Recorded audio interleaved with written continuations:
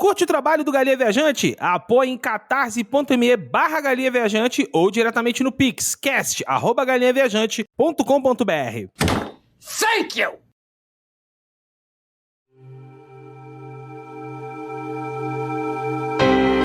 De dezembro. É noite de abertura. Tudo ocorreu bem. Amanhã é véspera de Natal. Provavelmente vai ser a maior plateia da temporada. E eu tenho o concerto solo no dia seguinte no parque. Mas eu não tô me sentindo bem. É melhor eu tomar um pouco mais do medicamento.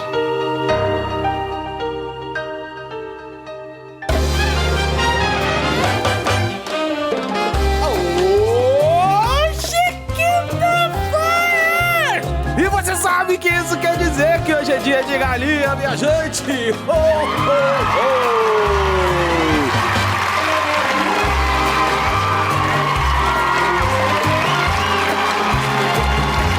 Feliz Natal! Eu sou o Leon Cleveland e estou aqui com... Não tô. Hoje não estou com o meu co-host Samuel Reauras, porque aquela máxima sobre ter cura e ter medo foi utilizada aqui pra um jogo que nem é tão medonho assim, tá? Ele só é nojento, mas medonho eu não chamaria essa maravilhosidade aqui. Então, assim, eu chamei aqui duas pessoas que entendem muito bem de mitocôndrias e parasitas, não é verdade? Vocês são especialistas nisso. Primeiramente, é com muita alegria, com muita honra que eu recebo aqui o senhor Marcelo Guaxinim. Salva de palmas pra ele, pelo amor de Deus! Olá, muito obrigado pelo convite. Queria dizer que tudo que sei de biologia aprendi com parasitivia. E também, lógico, que é ela que é a rainha do terror. Vocês falou de terror, a gente tem que chamar ela, não tem jeito. Lá do buraco atrás do poço é Dona Agatha Sofia, salva de palmas também. Olá, eu estou feliz que o Guaxa era professor de geografia e não de ciências. Isso vai ser bacana. Faz sentido, né? E como você já deve ter visto pela thumbnail deste episódio, nós vamos falar de Parasite. Finalmente, é lógico, um episódio de Natal tem que ter um jogo de Natal, né? Um jogo natalino, um jogo que tem, assim, ó, um cheirinho de rabanada com canela, não é? Eu tenho certeza que aquela gosma que a tia Eva joga pra fora ali, aquilo ali tem gostinho de rabanada, viu? É, isso aí. Cheiro de frango queimado no forno. Cheiro de salpicão passado. Que delícia, hein? Antes da gente começar, tem que lembrar pra vocês, ouvintes aí, duas coisas. A primeira é, Samuel Reauras não estará conosco nessa gravação, mas estará presente em espírito de edição e piadas e coisas que eu com certeza vou falar que ele vai tirar de contexto pra me fuder gostoso. Não é isso? Como essa frase que eu acabei de falar aqui agora. Picão no bumbum pra me fuder gostoso. Que delícia, hein? A segunda coisa que eu preciso lembrar pra vocês é de chegar lá no catarse.me/Galinha Viajante por apenas $12. Mentira, nem $12, que cara. isso? R$12. É porque a gente normalmente usa o dinheiro do jogo, né? Uma piada com o jogo. E aí a Aya mora em Nova York, então $12 eu acho que é meio puxado pros nossos queridos ouvintes, né? R$617 é foda. Pois é, então por 5 cents americanos, por 12 ferramentas de upgrade, você tem direito... Olha, você pega episódio antecipado, exclusivo todo mês também, episódio exclusivo todo mês pra você. Tem acesso ao nosso Telegram, que é a comunidade mais crocante das interwebs. E também o clube do jogo e outras cocitas mais, além de fazer eu, Samuca, feliz, que é o seu principal ponto. Então ajuda a gente lá em catarse.me/Galinha Viajante. Bora pra gravação então. Aqui o Gilgamesh não tem espada, mas ele tem faca de combate do Rambo. Vai daí, Gilgamesh! Eu não tenho a faca, né? Ela tem no máximo um cacetete. Um cacetete que você pode colocar para dar dano de ácido. Adoro. Cacetete explosivo. Não sei se isso parece uma boa ideia. Parece inteligente, né? Cacetete explosivo, muito bom. 今日のところはこれくらいにしといてやる。覚えときな、ピー。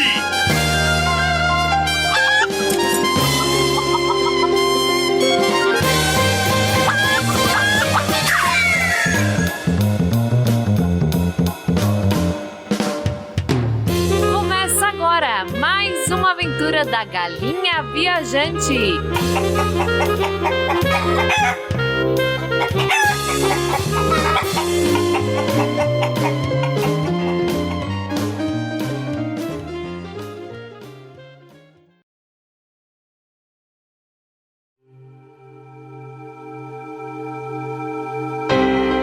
17 de dezembro. Parece que eu vou ser a atriz principal. Eu vou aumentar a dose do remédio e trabalhar um pouco mais no meu papel.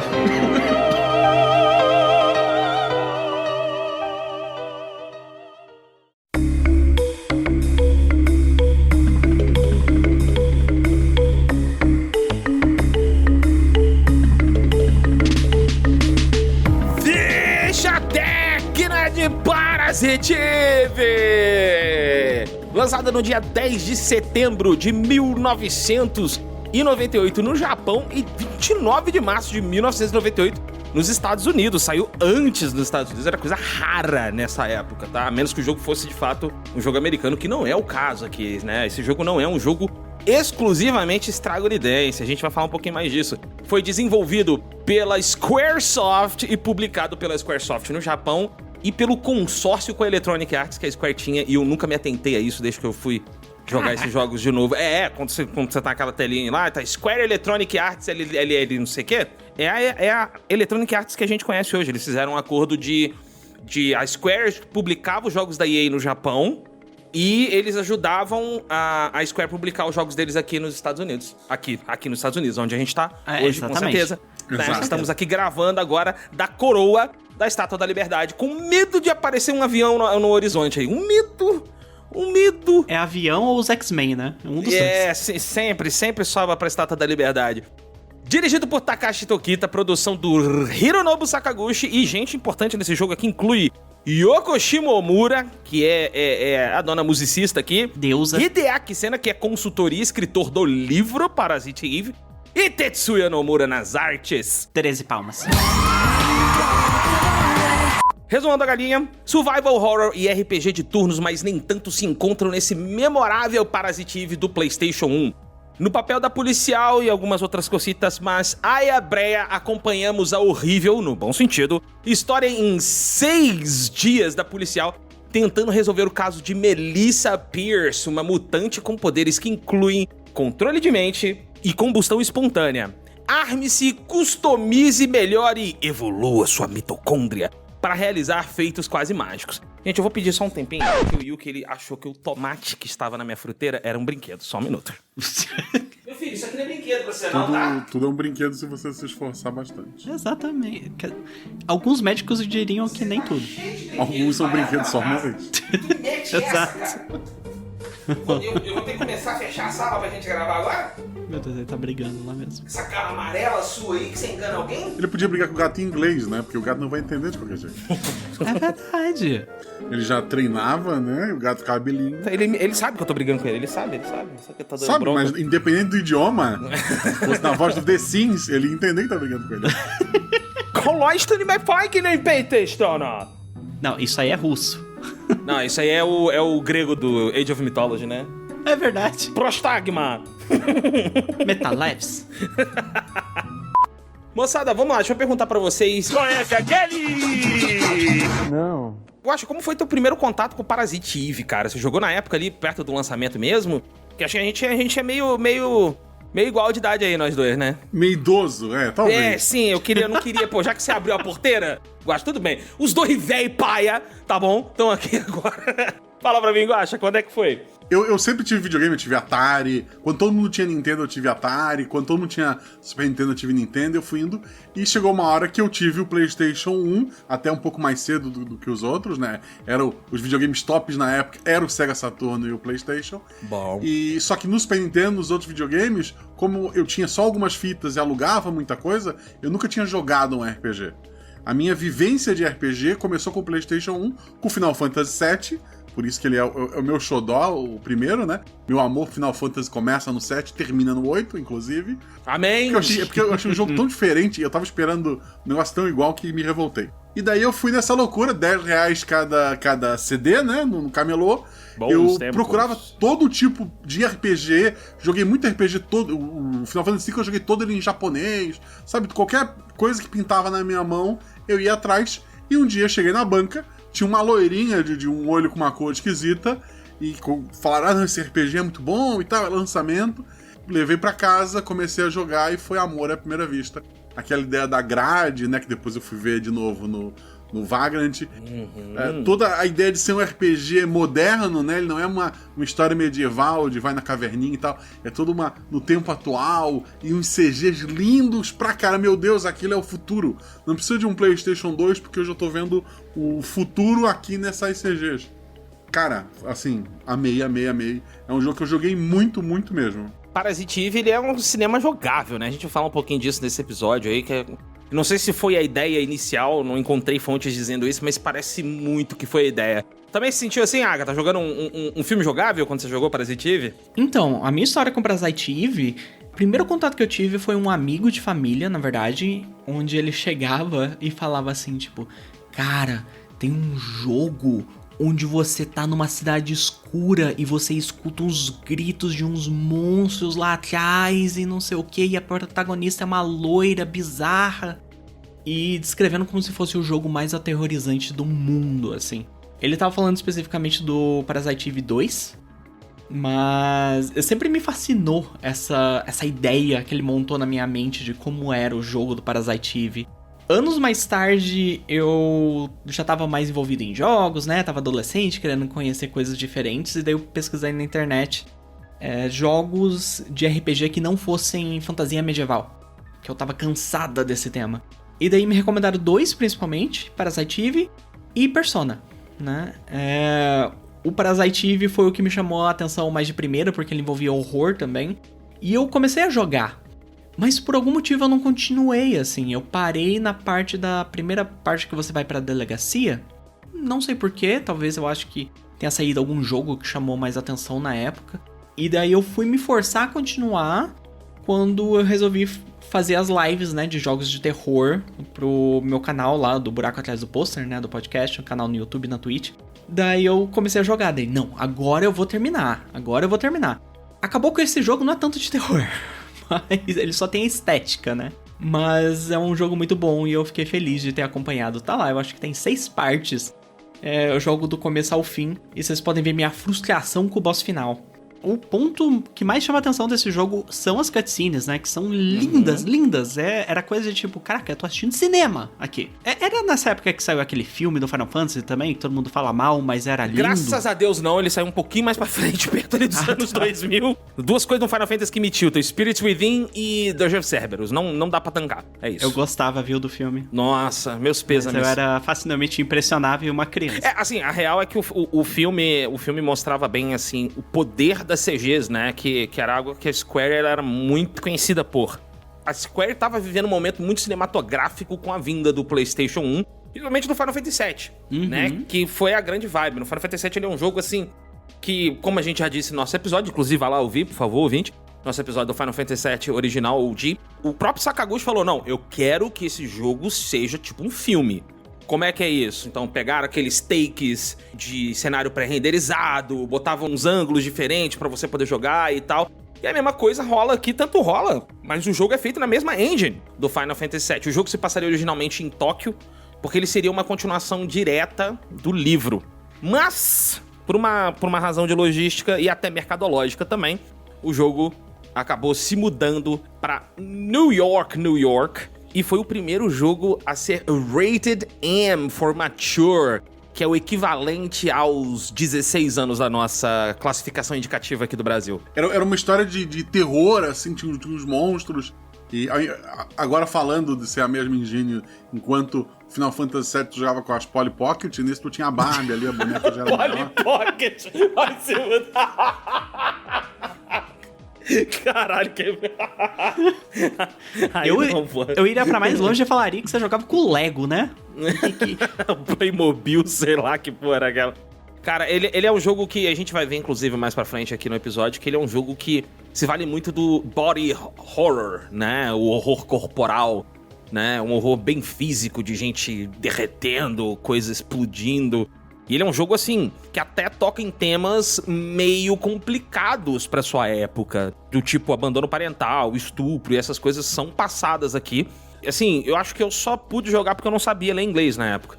Quando eu comecei a jogar, eu sabia ler muito pouco. Então, assim, acaba que eu consegui jogar numa boa. Mas a minha história com o próprio Parasite Eve é a mesma do Guaxa, né? Eu comecei minha vida de RPG um pouquinho mais cedo que o Guaxa, porque minha mãe gostava de Final Fantasy. Eu joguei o Final Fantasy VI, que era o 3, na verdade, o 3, que era o 6, na verdade. Super Nintendo, aí Final Fantasy Tactics, aquela coisa. E aí, pô, pra mim, parecia Square, assim, na capa do jogo. Eu falava, eu vou comprar, não quero nem saber. Podia ser uma bosta o jogo, como foi várias vezes, inclusive.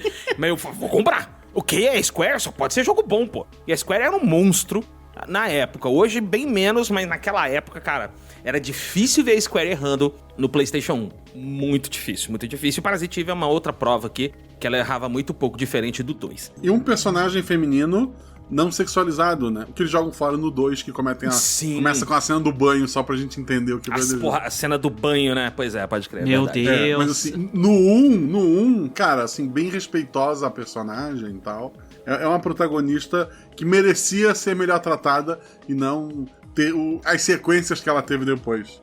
Né, não, coitada da Aya Brea, cara, porque ela no 1, ela não é a mesma mulher do 2 e nem a mulher do 3, né? Não, assim, são 3 três personagens diferentes. No 3 ela é uma cosplayer, tu pode liberar a roupa de empregada, a roupa a Lightning tu pode jogar, ela até aceita. A roupa da coelhinha. É coelhinha, é a roupinha de Natal sexy, porra. Foi onde se perdeu, né? Foi onde se perdeu completamente. Em algum ponto, um jogo de tu vai matar monstro vestido de biquíni ou coelhinha, ele se perdeu um pouco. Só um pouco, só. Eu acho que eu não vou jogar essa continuação, não. Não tá perdendo nada, não. O 2 ele ainda é um bom jogo. Apesar de ser uma continuação fraca em relação a 1. Ele é até um bom jogo, assim, mecanicamente. Eu acho ele até um pouquinho superior ao Parasite Eve 1 em questões de mecânica somente.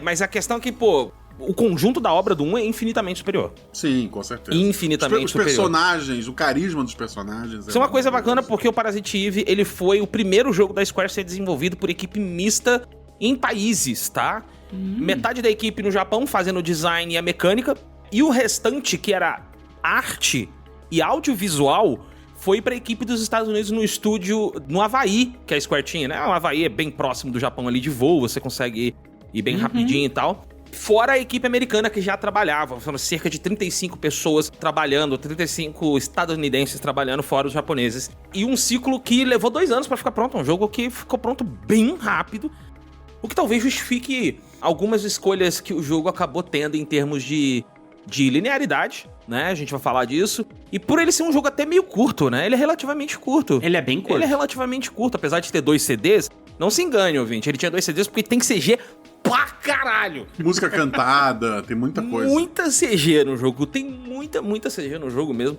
Né? A abertura do jogo já é um repetaculê de CG que já mostrava que a Square tava entrando de voadora de 2 pés na garganta de todo mundo. Falando assim, ó, CG, quem domina no PlayStation 1 somos nozes, né? O segundo CD é só pra comportar o tanto de junk que você pega dos seus inimigos, assim. Um monte de chave que você não precisa mais, tem que guardar com o Torres. Exato. Olha, mas apesar de tudo, o Parasite Eve, ele é um baita sucesso comercial. Só no primeiro semestre de venda deles, quase 1 milhão de unidades, moçada. Nossa! Okay? 1 milhão de unidades. Caramba! Ele termina o ano com 994 mil unidades vendidas, atingindo 1 milhão nos anos seguintes. E toda a crítica sempre bateu nos mesmos pontos. E aí eu quero saber se vocês concordam com isso. O nível de detalhes desse jogo pra época é absurdo. Tô falando só graficamente não, mas como um todo. CGs muito impressionantes. A trilha sonora que era fora do padrão pra Yoko Shimomura.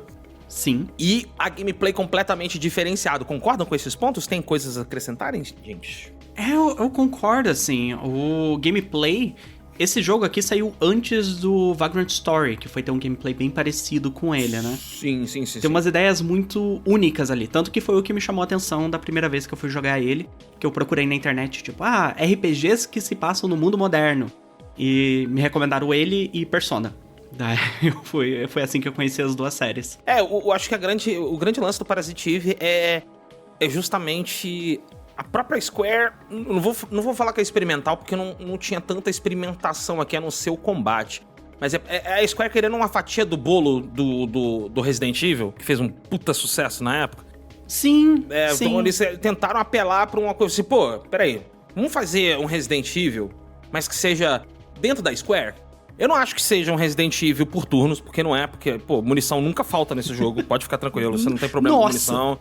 Tu recupera a vida em batalha se você quiser, então isso, tipo, ele é um RPG de fato com temas de horror, isso é. Mas ele não é um survival horror propriamente dito, né? Nem de longe. Você não tem escassez de itens. Não, você não tem, nenhuma. E o grande ponto é que talvez esse tenha sido o diferencial que fez sucesso pra ele, sabe? Porque justamente uma forma de você... Assim, ele não é um jogo medonho, mas é um jogo que te provoca sensações horríveis. Principalmente... Hoje em dia não, porque a CG envelheceu, né? Mas se você jogou naquela época, tá aqui o Guaxa que não me deixa mentir. Quando você via a Melissa Pierce botando fogo em todo mundo só porque ela tava cantando um agudo sinistro no Carnegie Hall, você falava assim... Ok, isso não é meu Final Fantasy, não. Eu demorei muito pra ver uma espada entrando em um certo alguém no Final Fantasy. Demorei até o final do primeiro CD. Aqui, nos primeiros 5 minutos, já tem gente pegando fogo, caindo da tribuna de honra, sabe? Eu falei assim, caralho, velho, esse jogo é doido nesse sentido, né? E ele foi muito bem recebido justamente também por causa dessa pegada completamente diferenciada. Essa pegada foi algo que chamou você pra jogar o Parasite Eve mais, ou Guaxa? Ou você acabou jogando porque era mais da Square mesmo? Eu peguei porque era um RPG... disponível entre aqueles milhões. Porque na época a gente comprava 1 milhão de jogo, né? De bacia. Sim. E o que me fisgou foi realmente toda a história ali na ópera. Já, porra, eu vou terminar esse jogo, não importa o que aconteça. Mas eu comprei sem saber exatamente o que eu tava fazendo. É comum, muita gente achou que tava indo pra um... Oh, meu Deus, olha, é uma protagonista que com certeza vai ser uma outra Lara Croft. Aí com 5 minutos de jogo assim, meu Deus, o que esse rato está fazendo? Pois é, exatamente isso aí que é Parasite Eve, que teve 81, tem até hoje uma média de 81 no Metacritic, e as notas giram nessa média também. Tem um mangá muito legal, eu já li. Tem livros que são continuação do Parasite Eve jogo, tá? Uau. Tem livro, mangá e a porra toda que é tudo depois do Parasite Eve. E esse jogo é um dos jogos que é o fenômeno do J-Horror, que é o horror japonês, né? Que acabou sendo exportado ou importado, na maioria das vezes, pros EWA. Como Dona Samara, né? Lá no... Como é que é o nome do The Ring em português mesmo? Que eu esqueci. Chamado, não é isso? Isso, eu ia falar o Poço, não tem nada a ver com Poço, porque tem mas não é o Poço, né? É verdade. Tem o Grito, tem o Chamado. O Grito, tá tentando lembrar esse, que é aquele que no Todo Mundo em Pânico fica a protagonista e o menino conversando em japonês, só que é só palavras japonesas que não são a conversa, né? Tipo, Toyota, Subaru. Exato. Hibachi Benihana Teriyaki. Nagasaki, Okinawa, Hokkaido, Yokohama. Karate, Judo, Sumo, Samurai. É engraçado que esse fenômeno do J-Horror, que a partir dos anos 2000 foi quando explodiu, né, com o Chamado principalmente, que foi pegar horror japonês e transportar para, né, uma produção americana, né, porque os americanos acham que, tipo, ler legenda não tem como não, a maioria é analfabeto, não lê. Não pode. Impossível ler legenda, né? Impossível. Mas aí eles fizeram muito isso, né, de transportar esse horror para o contexto americano. E às vezes trocava o tipo de horror também. Os horrores japoneses é muito mais contemplativo, é muito mais quieto, né? O de horror americano é muito mais de susto. E o Parasite Eve é muito interessante porque ele é antes disso acontecer. E ele é escrito por japoneses, só que numa estética americana.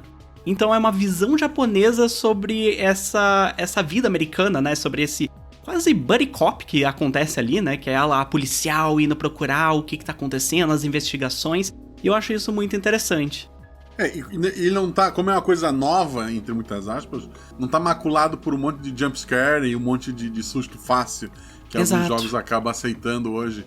Ele constrói a cena, ele não vai numa troca de câmera jogar alguma coisa na tua cara. Não, ele é muito mais pautado no body horror, como o Leon tinha falado mais cedo. Exatamente, o body horror é a principal arma, né? Cara, eu me lembro, assim, só de 1 ou 2 vezes que eu tomei susto de fato nesse jogo, porque foi a intenção do jogo no jogo de câmera, né? Mas a maioria das coisas era assim, meu Deus, o que está acontecendo? E eu passei a não gostar tanto de dinossauros, assim, por causa desse jogo. Tem um certo momento que eu falei assim, porra, eu não sei se eu queria estar vendo dinossauro aqui não, né? Mas tudo bem. Mas, no geral, o jogo, ele te prende... O medo, né? O horror do jogo vem justamente por causa dessa questão muito mais visual do que te pegar no pulo, né? Exato. Tanto que, mais pro final do jogo, as transformações que a Eve vai passando, né? Tem umas ali que é coisa que eu só fui ver 10 anos depois em Dragon Age, sabe? Assim, que tipo, ela grávida, com os peitos de fora e todo grotesca. 1998, hein, moçada? Vamos lembrar, tá? Vamos lembrar, 1998. Cheio de veia saltando na cara, um negócio nojento. Nojento não, eu adorei. Eu casava com ela fácil. Que fique o registro, Agatha shippou as duas o jogo inteiro. Inteiro. Era meu casal. A Agatha jogou a primeira vez pra ver qual é. O segunda live era pra ver as duas se pegar em algum momento. E fica aqui o aviso. É um bait, não acontece. Não acontece, mas é um baitzão, até porque é uma homenagem ao Parasite Eve original, onde a Eve original dá uma flertada com o protagonista, né? Mas é porque a Eve tem aqui um negócio... A Eve que é um negócio que a Aya, infelizmente, não tem. Ela não pode prover algo que a Aya tem, então... infelizmente, não esteve rolando. Mas, infelizmente. Sabe por que isso acontece bastante também? Por causa que o Nomura... é meio que um tarado, né? Sobrou pro Nomura, coitado. Não, mas cara, as artes dele é muito horny, velho. Nesse jogo aqui, você vai ver as artes oficiais, elas estão se pegando com os olhos. É basicamente isso. Não sei se é de fato o Nomura quem faz isso, ou se foi um pedido que veio de cima, né? Não, tenho certeza que foi ele. Foi ele ali. Tenho certeza. Mas a Aya, em várias artes, é muito sexy mesmo. O sex appeal dela é alto. E ó, não é uma reclamação. E a Eve também. A Eve tem todo um negócio. Tem uma arte específica que eu vou passar depois, que é ela, a Eve, com a mão no rosto da Aya.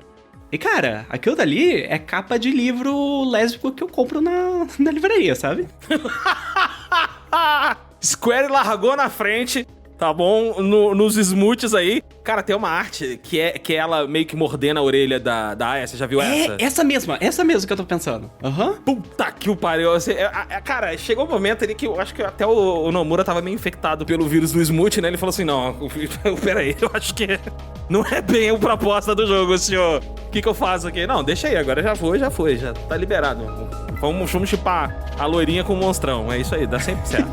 Exatamente. Dá sempre certo.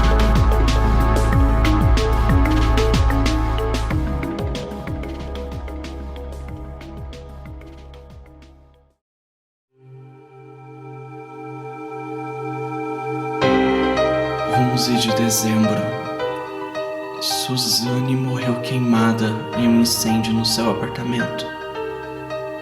Será que foi porque eu queria demais esse papel? Deus me perdoe.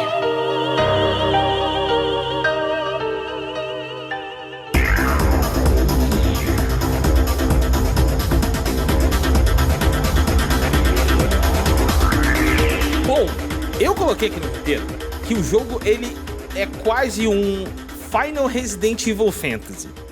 Eu acho que eu só descrevo assim pra facilitar a explicação, porque eu não acho tão parecido com Resident Evil assim, não sei vocês.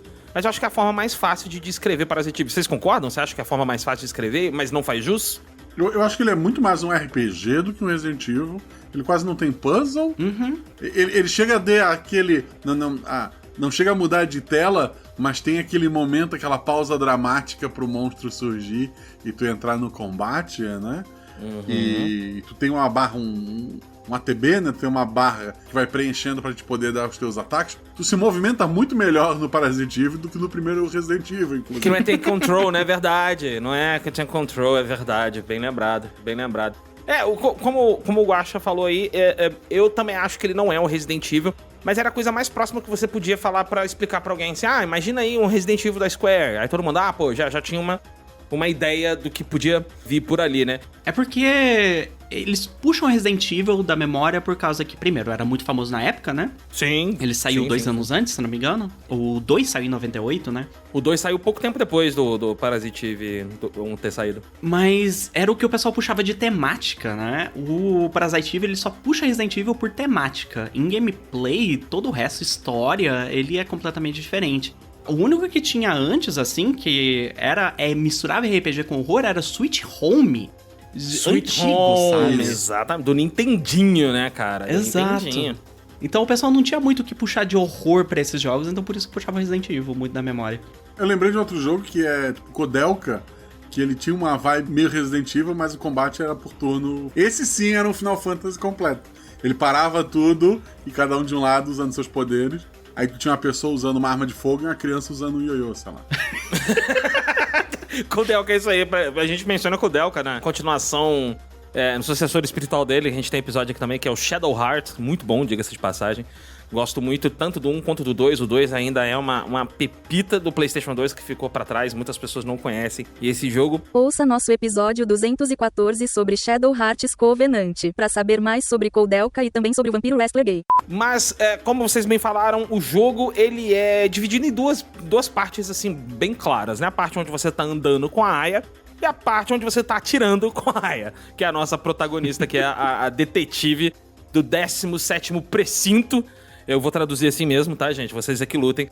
O 17º precinto da NYPD, que é a dona Aya Brea. E aí, olha que legal. Continua que é aquela vibe do Final Fantasy, né? Final Fantasy VII. Então, cenário pré-renderizado, o gráfico em 3D bonitão, né? Que usava a mesma engine do Final Fantasy VII, levemente modificada, mas ela não era tão quadrada como o Cláudio Strife, né? E a gente explora essas áreas, que são áreas que a própria equipe teve que ir lá visitar, fizeram mapeamento, tiraram fotos para poder reproduzir, que são várias localizações reais e famosas, inclusive, de Nova York, né? O Museu Metropolitano, o Carnegie Hall, como a gente falou que o jogo começa. Central Park. O Central Park, que é uma fase arrombadíssima desse jogo. Alô, você que tá jogando isso daqui e não foi direto na chave, meus pêsames, tá? Meus pêsames. Rodou, nossa, deu muita volta. Enfrentou urso, enfrentou tucano, enfrentou mais o que tem enfrentado. Tu enfrenta rato também, que é coisa muito triste, é muito triste. Tucano é bom pra farmar lixo. Farmar lixo, é verdade. É bom pra farmar lixo, pois é. Matei muito tucano pra poder liberar uma arma pro cara lá do lixo. Muito. E hoje o Guaxa está preso pelo Ibama. Por ter matado tanto tucano. Isso. O meu final foi aquele em que a é presa. O Ibama baixa. Nova York tá matando tucano por quê, pô? Esteja presa. É Estados Unidos, gente. Lá não tem lei. Lá não tá tranquilo. É verdade, é verdade. Vocês gostam da exploração do jogo aqui? O primeiro, assim, ó, alguns cenários, como por exemplo o museu, sobe escada e desce elevador e não sei o quê. Porra, maravilhoso. Mas, tirando alguns cenários de começo que são complicadinhos, são meio chato. De ficar pegando um monte de luta porque tu esqueceu pra onde tu quer ir e todas aquelas telas parecem iguais, é meio complicado. Mas, no geral, são coisas bem lineares, né? Tu tá nessa tela, aí tu vai pra próxima tela, aí tem salinhas pra te dar uma explorada, ou um beco, alguma coisa, mas o caminho principal, ele tá ali e tu vai seguindo. Aqui é onde eu começo a criticar esse jogo um pouquinho. Ouvintes, eu gostei do jogo, tá bom? Vão falar, nossa, a Agatha odiou e não sei o quê, que nem vocês falaram com pescaria. Ok, justo. Mas eu acho que esse jogo, o potencial dele não foi realizado. Ele é muito várias ideias que precisava de mais tempo, precisava de mais complexidade. E essa parte da exploração, eu acho legal em conceito, mas não tem muito o que você fazer no cenário. Fora as batalhas aleatórias que acontecem, né? Você passa pelos cenários e vai ter os bichinhos ali pra batalhar. Não tem muito o que fazer, é você ir lá, pegar um item, voltar, é um caminho meio linear. Você vai lá, abre uma porta e continua pra próxima cutscene. Então a exploração em si eu acho meio fraca por causa que não tem muito o que fazer nela. É quase como se a exploração desse jogo tivesse só batendo ponto nele, né? Sim. Tem que ter o momento da exploração, porque entre os mapas que a gente vai, você navega por menuzinho. O menuzinho bonitinho, né? Que mostra ali um mapa de Nova York, mas ainda assim é só menu. Você clica no lugar onde você quer ir e vai. Né? Então você só anda de fato nos mapas ali, nos lugares onde você tem que andar no jogo. E ela é uma exploração que eu acho assim, ela parece arrastada, né? Parece que a Aya anda mais devagar do que a animação da corrida sugere. Não sei se vocês também têm essa. Ela dá uma derrapada, né?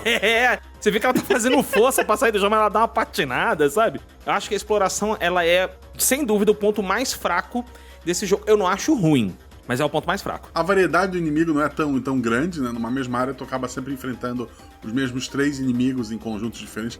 Tem áreas que é sempre o mesmo inimigo, na mesma quantidade sempre, inclusive. E a Agatha mesmo, sem fazer farm, sem ficar procurando coisa, ela pegou o level máximo no penúltimo dia, né? Foi no penúltimo dia. Ela não foi pra prédio explorar, ela não ficou caçando lixo pra pegar uma... Ela só jogou. Talvez tenha se perdido um pouco mais que o normal no museu, mas ela chegou no level máximo, assim, sabe? Sem se esforçar como num RPG, tu iria grindar e etc e tal. Ela só de estar ali andando de um lado pro outro, fazendo as batalhas obrigatórias e reclamando, ela conseguiu o level máximo, sabe? Isso é uma coisa que me pegou, assim, na exploração, que eu acho que na parte do museu, especificamente, onde surge esse problema, porque o museu tenta ser uma fase mais complexa. Ele é o segundo CD, ele é basicamente metade do segundo CD, e é um cenário onde você tem que descer, subir, visitar salas que você já foi, pegar chaves, você abrir um negócio lá na puta que pariu, daí tem que voltar e ir de novo. Aí o Triceratops te joga lá pro começo, tu não sabe onde tu tá mais. Exato. Você não ouviu errado, ouvinte. É um Triceratops mesmo. É isso um aí. Triceratops. Sim, depois tem o T-Rex. Tinha um T-Rex.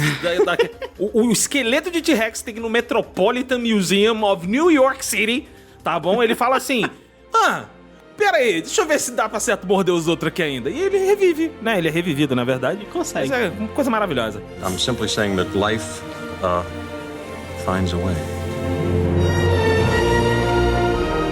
Que nem o Guax falou uma vez, ele grita sem cordas vocais, é impressionante. A gosma tá entrando pelos pés. A cabeça já tá mexendo e gritando. Porra, é incrível. É foda.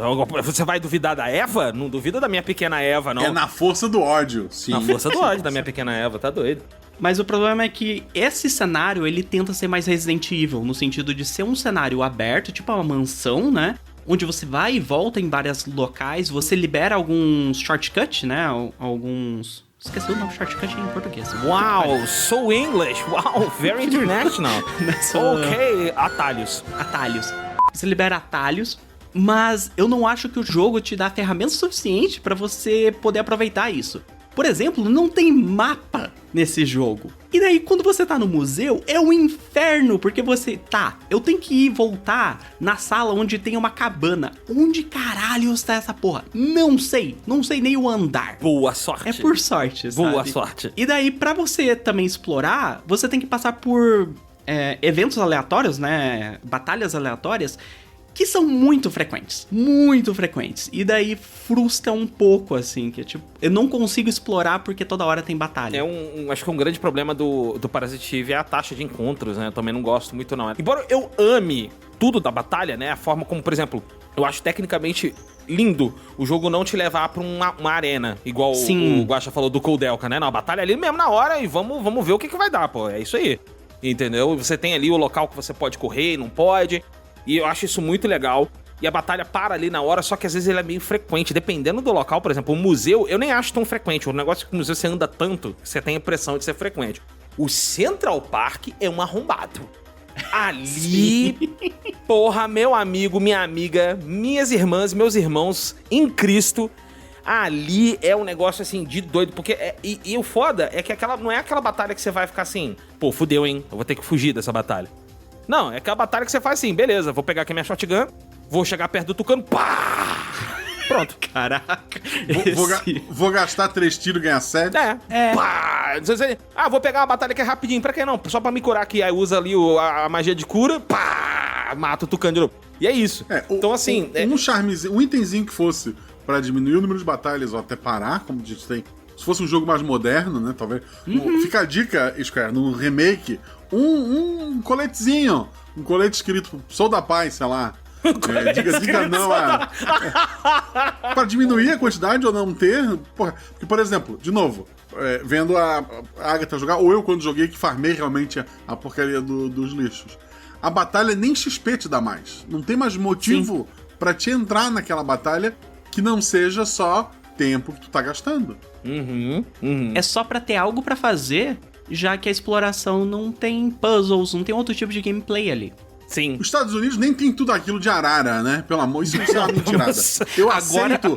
Eu aceito a mitocôndria possuir um dinossauro morto e tranquilo. Mas, porra, aquilo tudo de tucano pra cima de mim, pelo amor de Deus. Aguenta aí, pera aí. Não é possível que o Central Park tenha tanto tucano assim, não, né? Não tem como. É que agora não tem mais, né? Depois que a Aya passou, não existe. Tens um ponto. Depois que a policial Aya Brea passou pelo Central Park, os tucanos nunca mais foram o mesmo. Ela ganhou, inclusive, o título, né? O terror dos tucanos. Exato. A ruína dos tucanos, Aya Brea. Mas... pode ser pombo modificado também, né? Porque os bichos crescem, pode ser os pombos. E aí pombo tem pra caralho. Se for pombo, eu tinha morrido ali. Tinha. Dava poison toda a batalha. Quando ela respirar, ela morre, basicamente. Cara, mas eu acho que tem um ponto do Parasite que vocês estavam falando aí da XP do jogo, né? Do level up e tal. Esse eu acho que é o ponto mecânico mais incrível do Parasite Eve, que é justamente o farm valer a pena. Sim. Porque assim, você tem que grindar, tudo bem. Eu concordo que é chato na maioria das vezes. Mas ele valer a pena não é sempre que acontece. Por exemplo, o meu queridinho Final Fantasy VII, a real da real é que você só grinda porque você quer matar o Super Boss. E porque o Super Boss fala assim, ó... Pra você entrar aqui no meu brinquedo, você tem que ser desta altura, né? No caso, a altura é o level. É isso que o Super Boss fala, né? Os weapons. Você tem que ser dessa altura, entrar com 2 personagens mortos, equipar a Fênix com a Final... Isso aí. O bom é que o Gacha entende, ele já sabe as táticas, tudo. Eu gosto muito disso, cara. Então, assim, esse é um ponto. Agora, tem um outro ponto que eu acho que é legal quando um jogo faz, que é justamente fazer o grind valer a pena. E aqui nesse jogo, os 2 sisteminhas de customização que vão ter no jogo, né? A customização da arma, que é, assim, se não... Olha, eu juro pra você que se o Vagrant Story não pegou isso aqui, roubou, não foi nem prestado, não. Ele falou assim, não, pega aquilo ali, dá Ctrl-C, Ctrl-V, a gente não tem tempo, tá? Não tem tempo pra terminar de fazer esse sistema de jogo. Colocou aqui, porque é muito simples o sistema. Ele é simples, porém ele tem muita camada, né? Isso que é o mais legal. Tu consegue fazer umas armas muito doidas, muito sinistras. Consegue fazer pistola atirar como shotgun, você consegue fazer shotgun atirar como um rifle, você consegue fazer rifle atirar igual uma bazuca. E não tô zoando, tá, ouvinte? Isso aqui são combos, assim, até comuns e fáceis de fazer no Parasite Eve. E é um sistema legal, né? Que você vai tirando os bônus da arma e os atributos que ela pode ter diferente, vai transferindo de uma arma pra outra, usando as ferramentas e as super ferramentas, que a única coisa chata é que elas são limitadas no jogo, né? Infelizmente, você não tem como ficar farmando tanto dela assim. Mas vocês gostam desse sistema de customização de arma aqui? Da arma em si, eu gostei muito do sistema. Tanto que a única coisa que tem pro New Game Plus, tu leva uma arma e um colete, né? Tu pode nomear. Isso. E tu leva só um de cada. Então tu joga todos os atributos pra aquilo que tu quer levar, né? E recomeça. Então, sei lá, tu vai fazendo várias vezes, além de absurdo dano que tu tá causando, fica muito gostoso de... A gente reclamou que o jogo é repetitivo e eu repeti esse jogo milhares de vezes, mas isso é da época. Eu gostava muito de customizar. Eu lembro, eu tinha uma, sei lá, tipo uma metralhadora e ela dava pouquíssimo dano. Ela dava muitos tiros, mas pouco dano. Quando eu me toquei que tirando aquilo, porque aquilo tava dividindo dano, se eu não me engano, e que um tiro só dava um dano maior, porra... Eu mergulhei de cabeça, não, quero entender esse sistema. Aí salva, faz modificação, testa no bicho, porra. Enquanto o level up ele é sem graça, né? Ele é só... Tu vai ganhando level, vai ganhando as magias ali, uma melhor que a outra. Chega no final, a primeira, aquele tiro já não é tão bom quanto virar um anjo. Verdade. A digievolução da Aya. Porra. Mas a parte de customizar a arma, eu achei maravilhosa. Assim, era um ponto que eu me foquei mais do que deveria. Eu acho que é o ponto alto desse jogo, assim. É a coisa que ele trouxe de inovação, assim. Tanto que eu me senti meio paralisada quando eu vi isso. Eu falei, caraca, eu não sou inteligente o suficiente pra entender isso aqui. Como eu não fui pra Vagrant Story também. Mas é um sistema muito único, sabe? E que te possibilita muitas coisas, né? Muitos jeitos de jogar. Eu acho que isso que traz vida é o que não deixa o combate tão chato. Que a gente falou que acontece muito e que às vezes enche o saco. O fato de você se sentir muito poderoso porque você planejou como você vai matar aqueles bichos é o que traz um frescor para toda vez que você entra em combate. E outra coisa que ela tem é que no level up dela, você consegue colocar bonus points, né? Os pontos de bônus para os outros atributos, até, carregar o ATB mais rápido, que inclusive eu recomendo muito que vocês façam caso vocês estejam jogando esse jogo, tá? Que é quebrado o seu ATB carregar, é quebrado, viu? Quebrado. Fica spamando os ataques, é muito bom. Só a beretinha 9mm, igual eu devo dizer que eu fiz uma coisa muito idiota e tá gravada em vídeo. Porque uma hora eu esqueci que dar level up me dava pontos. E daí eu cheguei no final do jogo, literalmente, antes do boss final, eu falei, peraí, o que é esses pontos aqui? E daí eu tinha, sei lá, 2.000, 3.000 pontos pra colocar. E daí eu, tipo, caraca, eu tava me ferrando até agora porque eu fui burra. Foi por isso. Não, você já tava jogando com o desafio de não gastar bonus points. Você quase zerou nesse negócio, viu? Você não foi burra, não. É o Rock Lee tirando os pesos. Você viu o inimigo real... E daí disse, agora eu vou tirar os pesos. O Chaka de Virgem abriu os olhos. Exato. Não é exatamente o que aconteceu ali agora. E o poder oculto de Gohan despertou. E isso foi literalmente no último capítulo. Então foi depois da luta com a Eve, que é a luta mais difícil. Nossa. Foi naquela luta gimmick com o bebê no final. Além disso, você tem a Parasite Energy. Energia parasita. Porque assim, a gente vai explicar um pouquinho no bloco mais à frente aí. Mas o lance é que a Aya, ela é tipo a Eve, só que uns 4 passos pra baixo. Então ela tá acordando e tal, e ela vai desenvolvendo os poderzinhos. E olha, isso é mais legal, não tem item de recuperar PE no jogo. A única forma de você recuperar PE é como? Esperando a barrinha recuperar sozinha. Vamos botar aí o combate normal ou um combate de chefe, torna-se muito tenso, porque você fala assim, cara, eu vou gastar curando, eu vou gastar fazendo scan pra saber se ele é fraco contra a minha arma, eu vou gastar tirando poison, ou eu vou gastar dando um tiro mais forte nele. Era uma escolha comum que você tinha que fazer em combates mais tensos dentro do jogo. Sendo que cada vez que tu gasta mais PE, ele recupera mais devagar, né? Então ele gera... que talvez seja o mais próximo de um survival horror que esse jogo tem. O mais próximo, distante, mas ainda é o mais próximo. A única coisa que eu acho engraçadíssima é por causa que a história é bem... Não é pé no chão, porque tá acontecendo umas loucuras de sci-fi muito loucas, assim. A história é pé no chão, a mulher põe fogo em todo mundo cantando. Exato. Mas a Aya sempre tá meio confusa sobre as coisas, tipo, nossa, como assim? Que aconteceu aqui? Meu Deus, você tem esse poder? Mas é muito engraçado porque não conversa com o gameplay, porque, tipo, no primeiro esgoto que você entra, você já tá dando tiro de energia. E daí ela ainda fica surpresa, tipo, nossa, como assim minhas mitocôndrias são diferentes? E minha senhora, você tá se transformando num anjo! O que você tá falando? Assim, o grande mistério logo no início do jogo, ela é imune, né? Todo mundo pega fogo em volta dela e ela não. E fora que ela é resistente ao calor, né? Porque estão pegando fogo em volta dela e ela tá de boaça. Então é um grande... Por quê? Porque ela é imune. Teve um ponto até que eu vendo as meninas jogarem, né? Tava a Agatha jogando, a Fernanda junto. Elas chegaram... Será que elas são irmãs? Tem um plot twist. Ela tinha uma irmã que se perdeu, né? Inclusive isso não impediu a Agatha a chipar as duas. Ei, que isso? Olha aí, ó, denúncia. Mas assim, ele tem esse mistério de onde vem... ela já é especial...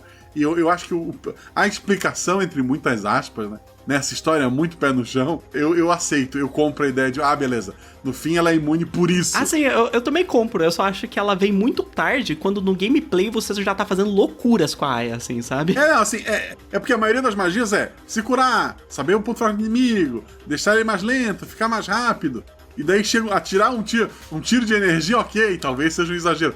Viraram um anjo, e não só viraram um anjo, voltaram ao normal, né? Porque isso já é melhor do que a Melissa que vira monstro, e ela só vai virando mais monstro, ela verdade. Não volta a ser quem ela era. Aí a Nara vira um anjo que chuta, que é isso que a gente aprende o que o anjo faz, né?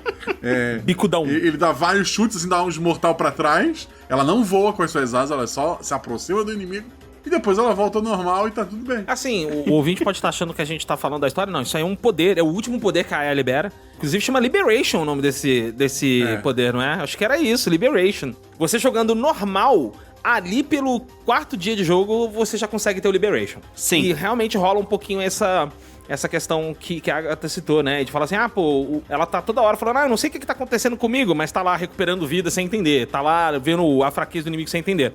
Por outro lado, eu acho que o primeiro poder que tu vai pegar, que ele é ofensivo, isso é uma coisa mais legal que eu acho da Aya, é só aquele tiro de energia.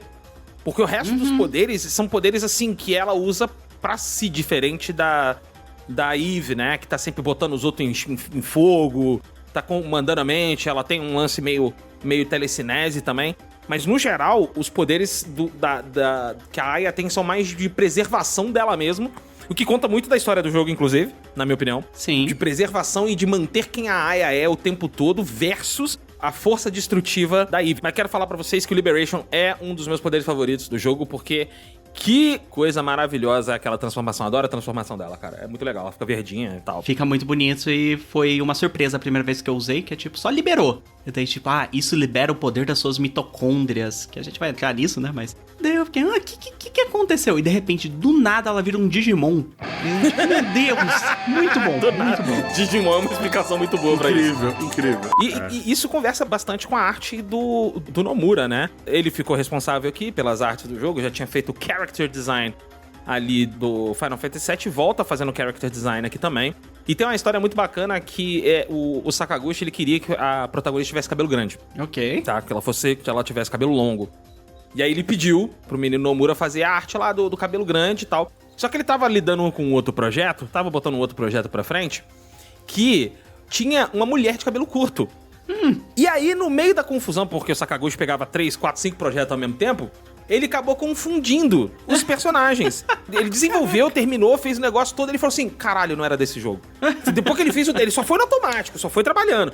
Quando ele terminou, ele falou assim, mas não, ela não ia ter cabelo grande, seu Sakaguchi? Ia, mas agora cortou o cabelo, viu? É isso que vai acontecer. Vai o cabelo grande ser a vilã, tá bom? É isso que vai acontecer agora, viu? Quando você comete um erro, você tem que fingir que é aquilo que você pretendia, entendeu? É isso que ele fez. Inclusive, Aya é o nome da filha do Sakaguchi, não sei se vocês sabiam disso também. Olha só. Cara, assim, a gente falou um pouquinho das artes lá em cima, as artes desse jogo são uma sacanagem, mas uma coisa que eu mais gosto do audiovisual desse jogo, eu vou falar pra vocês aqui, tá?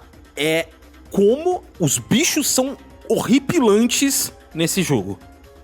Cara, sim, aquela CG do rato se transformando, ele sofrendo ali, que dá o zoom pra dentro das células dele, aí mostra as mitocôndrias falando assim, opa, agora eu vou crescer aqui dentro, hein? Olha aí que maravilha. A cara dele partindo ao meio. Cara, porque um rato do esgoto já é nojento o suficiente, né? Eu não gostaria de enfrentar um rato do esgoto. E daí ele conseguir ficar mais nojento ainda, ele digievoluir. Cara, assim, é incrível. Cara, incrível. Aquilo é muito foda. Aquilo ali marcou a minha infância. Tem 2 cenas desse jogo que marcaram a minha infância. 2. 3. Minto. Essa, do rato. A da galera no anfiteatro. Sim. Do Central Park derretendo. Nossa, aquilo ali é muito bizarro, velho. Pessoas explodindo, virando gosma. Aquilo ali é muito forte. E a cena do cachorro na delegacia.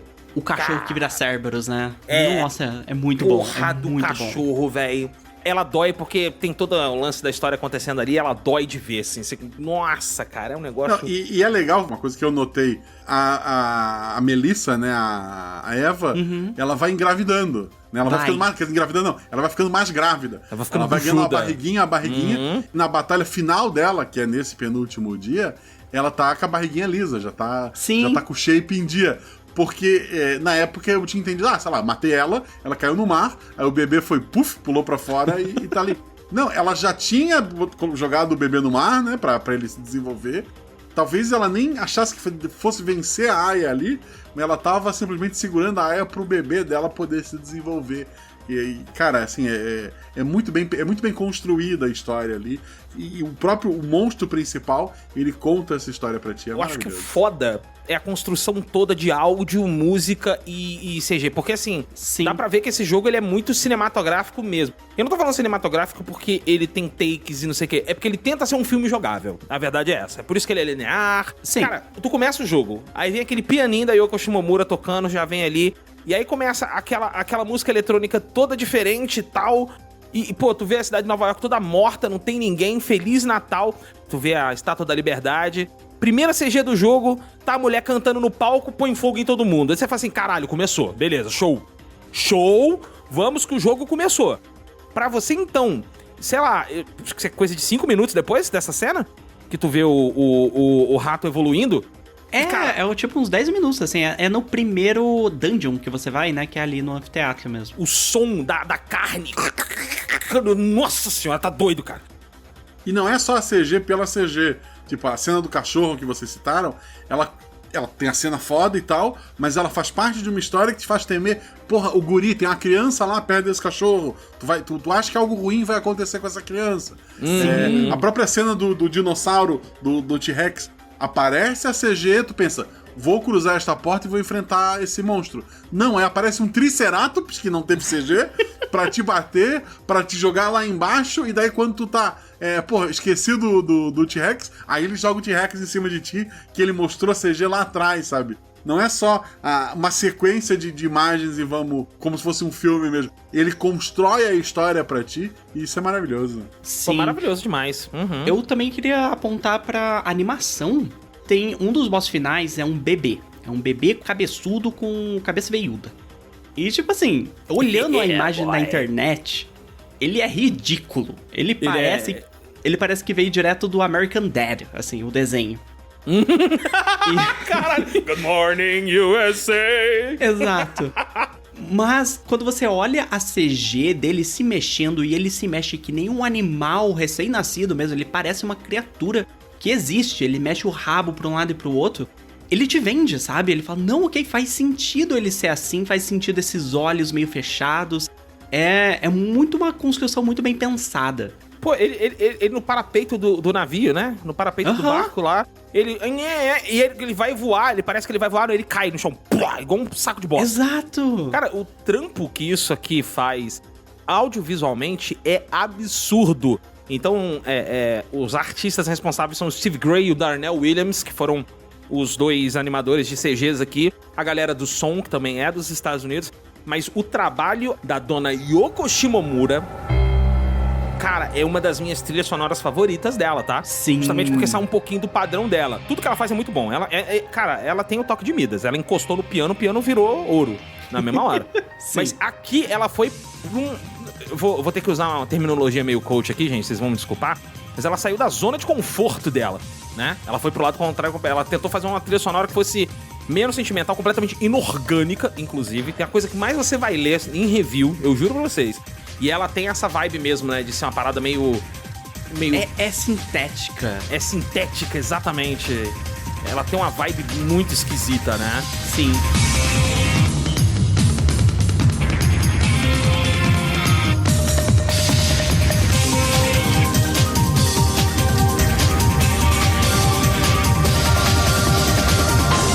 Eu gosto muito da ópera, né, inicial. Uhum. Já dá um tom assim é um jogo classudo, né? Porra, vou botar meu monóculo aqui porque o jogo abre com a ópera, né?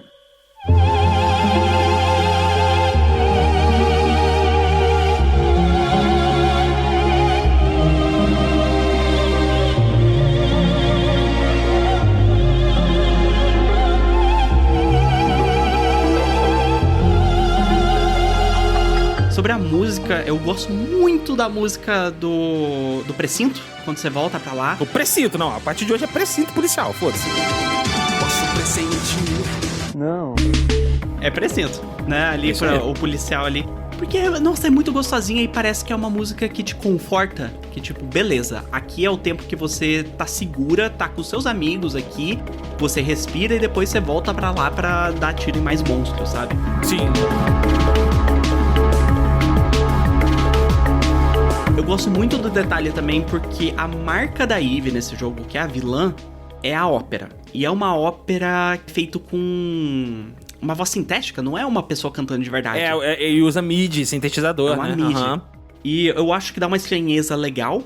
E o jogo, a partir do primeiro momento, toda vez que você tá chegando perto da sala onde vai ter uma batalha contra a Eve, onde ela está na história, começa a tocar essa ópera bem de fundinho, assim, e vai aumentando conforme você vai chegando perto da porta. Isso eu acho um detalhe incrível, assim. Cara, tem duas músicas que eu gosto muito. Uma talvez seja a música mais tensa desse jogo. O nome dela é Música Mundana. Assim mesmo, um latim, né? Pra música comum. É só a tecla mais grave do piano tocando ali. Cara, essa música me dá uma perturbação tão grande, mas tão grande. ela é muito sinistra. E lógico que eu vou ter que citar a minha favorita, que é Some as Memórias, que é a música cantada do final do jogo. Que música maravilhosa. Música muito boa. Maravilhosa. E o mais legal que foi como toda essa obra, como é que ela foi feita, né? Como a Shimomura foi compor esse disco aqui. Ela chegou a frequentar baladas em Nova York enquanto ela estava trabalhando. Falou assim, não, pra eu entender o que tá rolando aqui do povo, né? Queria ter esse emprego, hein? É, brabo. E, imagina as notas chegando pra Square, né? Porra, olha aqui, ó. Foi pra balada pro jogo. Ué, e vai falar que não foi? Ué. Deixa o artista trabalhar. Não sufoca o artista, gente, pelo amor de Deus. Não sufoca o artista. E aí, salvo engano, posso estar falando uma groselha muito grande aqui, mas salvo engano, são os primeiros temas cantados que a Shimomura trabalhou em videogame. Olha aqui nesse jogo. O Samuka, que tá editando esse podcast e é um pouco fã da Shimomura, confirma que é verdade.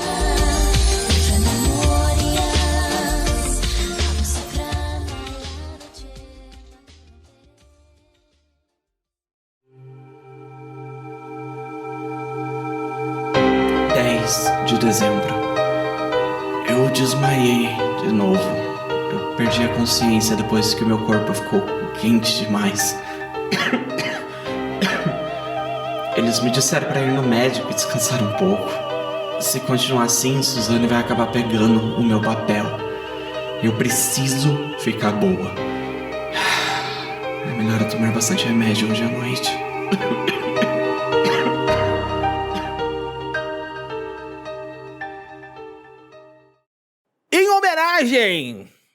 A nojentíssima gosma que cobre Nova York todinha, em Parasitive, trazemos o presente natalino pra vocês de mini top 12 gosmas dos videogames.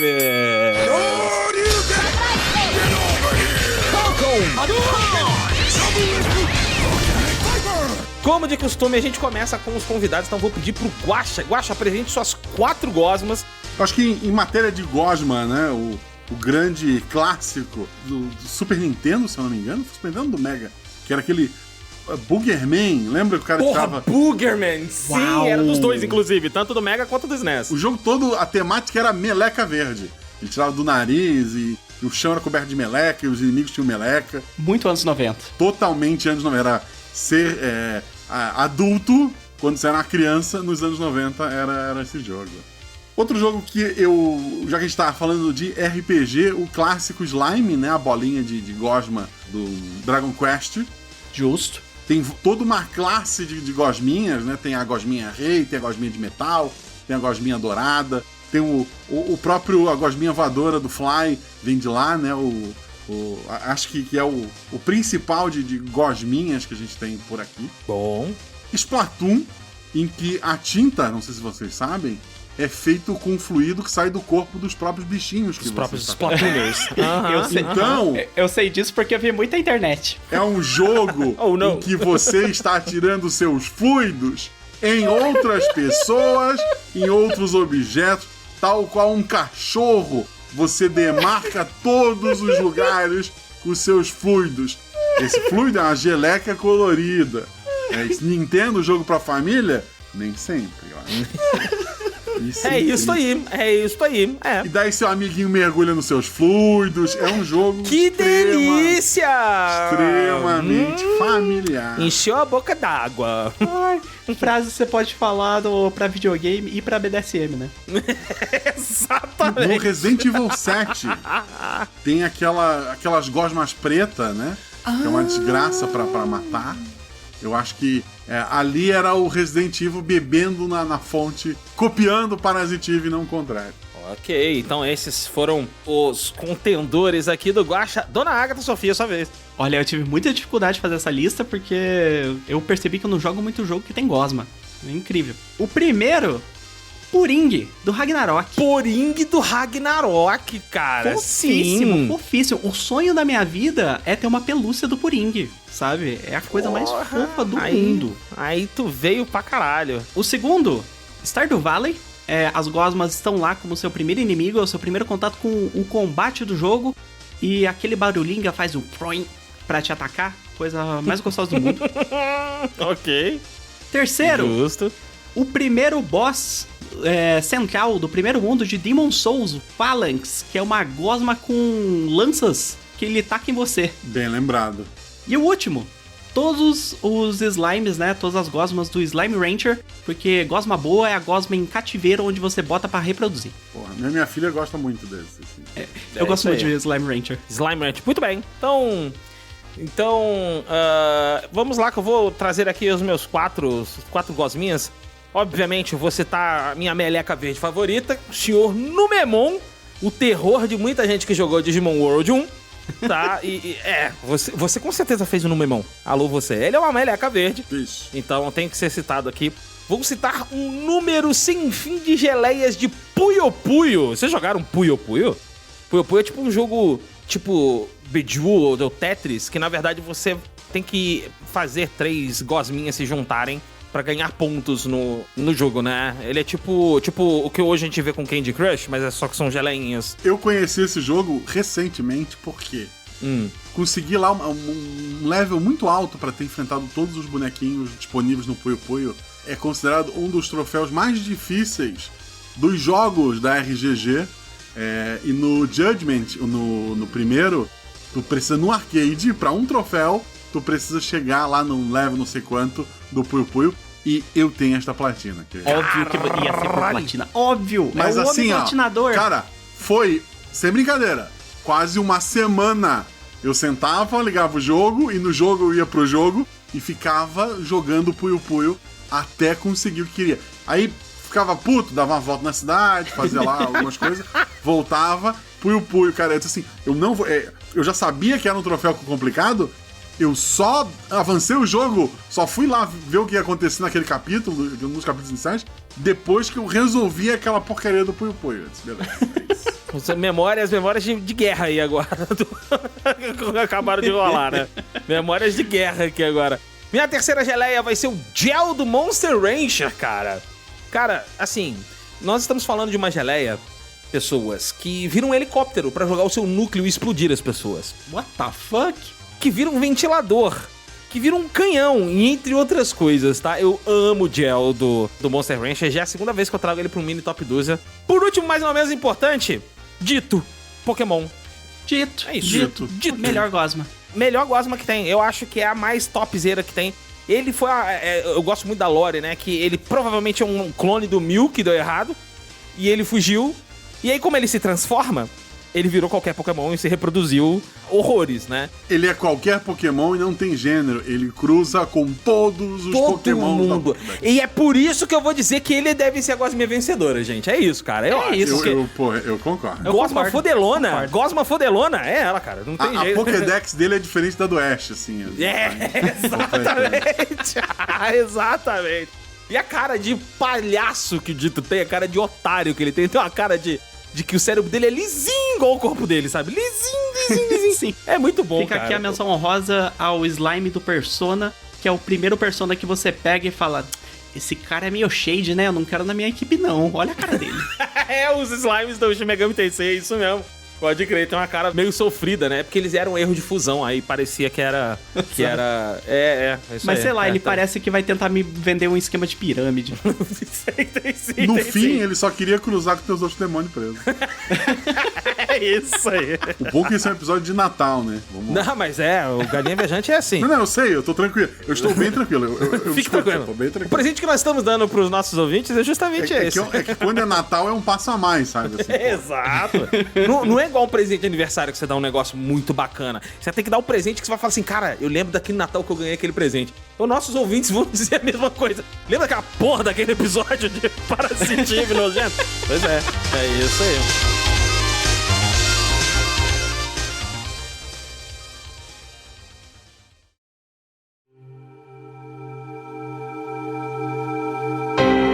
Dia 17 de novembro. O elenco completo foi anunciado e Suzane e eu teremos o papel juntas.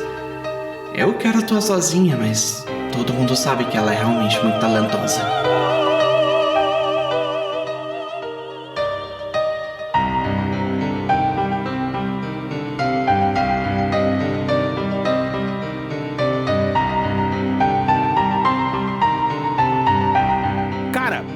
eu falei no bloco anterior que o jogo ele é propositalmente linear, porque a ideia dele é, de fato, ser uma experiência mais de cinema. Você não tem tanta coisa pra explorar por fora, você pode grindar se você quiser. Então, ele é um jogo que ele é direto e reto, mas ele é uma continuação do livro. Exato! Assim, eu sabia que existia o livro. Acabou de sair, aliás, no Brasil, a versão traduzida. Então, vocês procurem aí de Natal. Lindíssima versão da Dark Side, né, cara? Lindíssima, lindíssima. Exato. Nossa, queria tanto aquele livro. Mas eu não sabia exatamente sobre o que se tratava o livro. Eu sabia que tinha mitocôndrias e horror.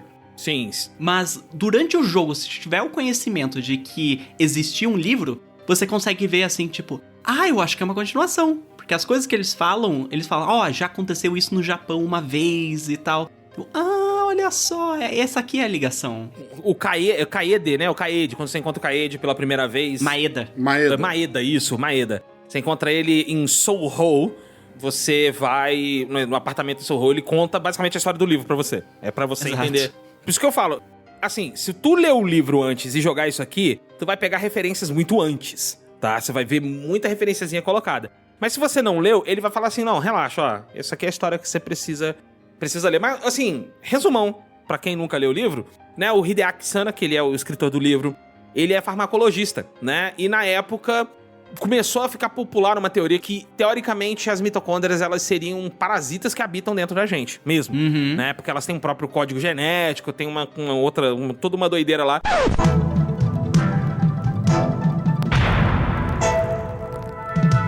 Fala aí, galerinha do Galinha Viajante, como é que vocês estão? Professor Mário na área aqui, pra gente falar um pouquinho sobre a mitocôndria. Então vamos lá. A mitocôndria, ela é uma organela celular presente em células eucariontes. A mitocôndria, ela é uma organela membranosa, assim como também é o retículo endoplasmático rugoso, retículo endoplasmático liso, complexo de Golgi, dentre muitos outros. Só que a mitocôndria, ela tem algumas características bem interessantes que são únicas para ela. Por exemplo, a mitocôndria tem o próprio DNA dela. Além do seu DNA nuclear, que está confinado ali no interior do seu núcleo, você também tem um DNA mitocondrial, que é exclusivo das suas mitocôndrias. As mitocôndrias têm seus próprios ribossomos. Puxa lá a memória no ensino médio e lembre-se que os ribossomos são responsáveis pela síntese de proteínas. O que a torna interessante é que, se você analisar essas características, é como se a mitocôndria fosse um pequeno ser vivo vivendo no interior das nossas células. Seria isso verdade? Acho que não! Bom, sim. What the fuck? De acordo com a teoria da endossimbiose, proposta pela bióloga Lynn Margulis em 1981. Essa teoria afirma que, de fato, as mitocôndrias seriam pequenas células procariontes vivendo no interior de células maiores e mais complexas, né, no interior das células eucariontes. E uma vez que isso teria acontecido há bilhões de anos atrás, essa relação entre essas duas células, aquilo praticamente ditou o rumo evolutivo que a vida viria a tomar a partir daquele momento. Basicamente, existe uma relação de benefício mútuo entre as nossas células e essas mitocôndrias, essas pequenas bactériazinhas. Nós fornecemos a elas nutrientes, né, como carboidratos, lipídios, aminoácidos, enquanto essas mitocôndrias têm a capacidade de utilizar o oxigênio para oxidar esses nutrientes e formar uma molécula chamada ATP. O ATP é importantíssimo porque é o nosso principal recurso energético. Sem ATP, o metabolismo, como a gente conhece, não é possível. Então, a relação entre as mitocôndrias e as células está longe de ser uma relação de parasitismo. Na realidade, é uma relação mutualística, tá? As nossas células precisam das mitocôndrias e as mitocôndrias precisam das nossas células. Valeu? Abraço!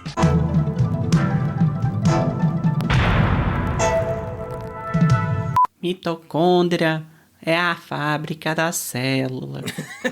Que produz ATP. Exato. Que é a associação de tenistas profissionais, né? E dali saem nomes como Federer, Guga e Nadal. Gustavo Kirten, pessoa maravilhosa. Eita, conhece? Você conhece o Gustavo Kirten? Eu vi na televisão. Ah, tá bom.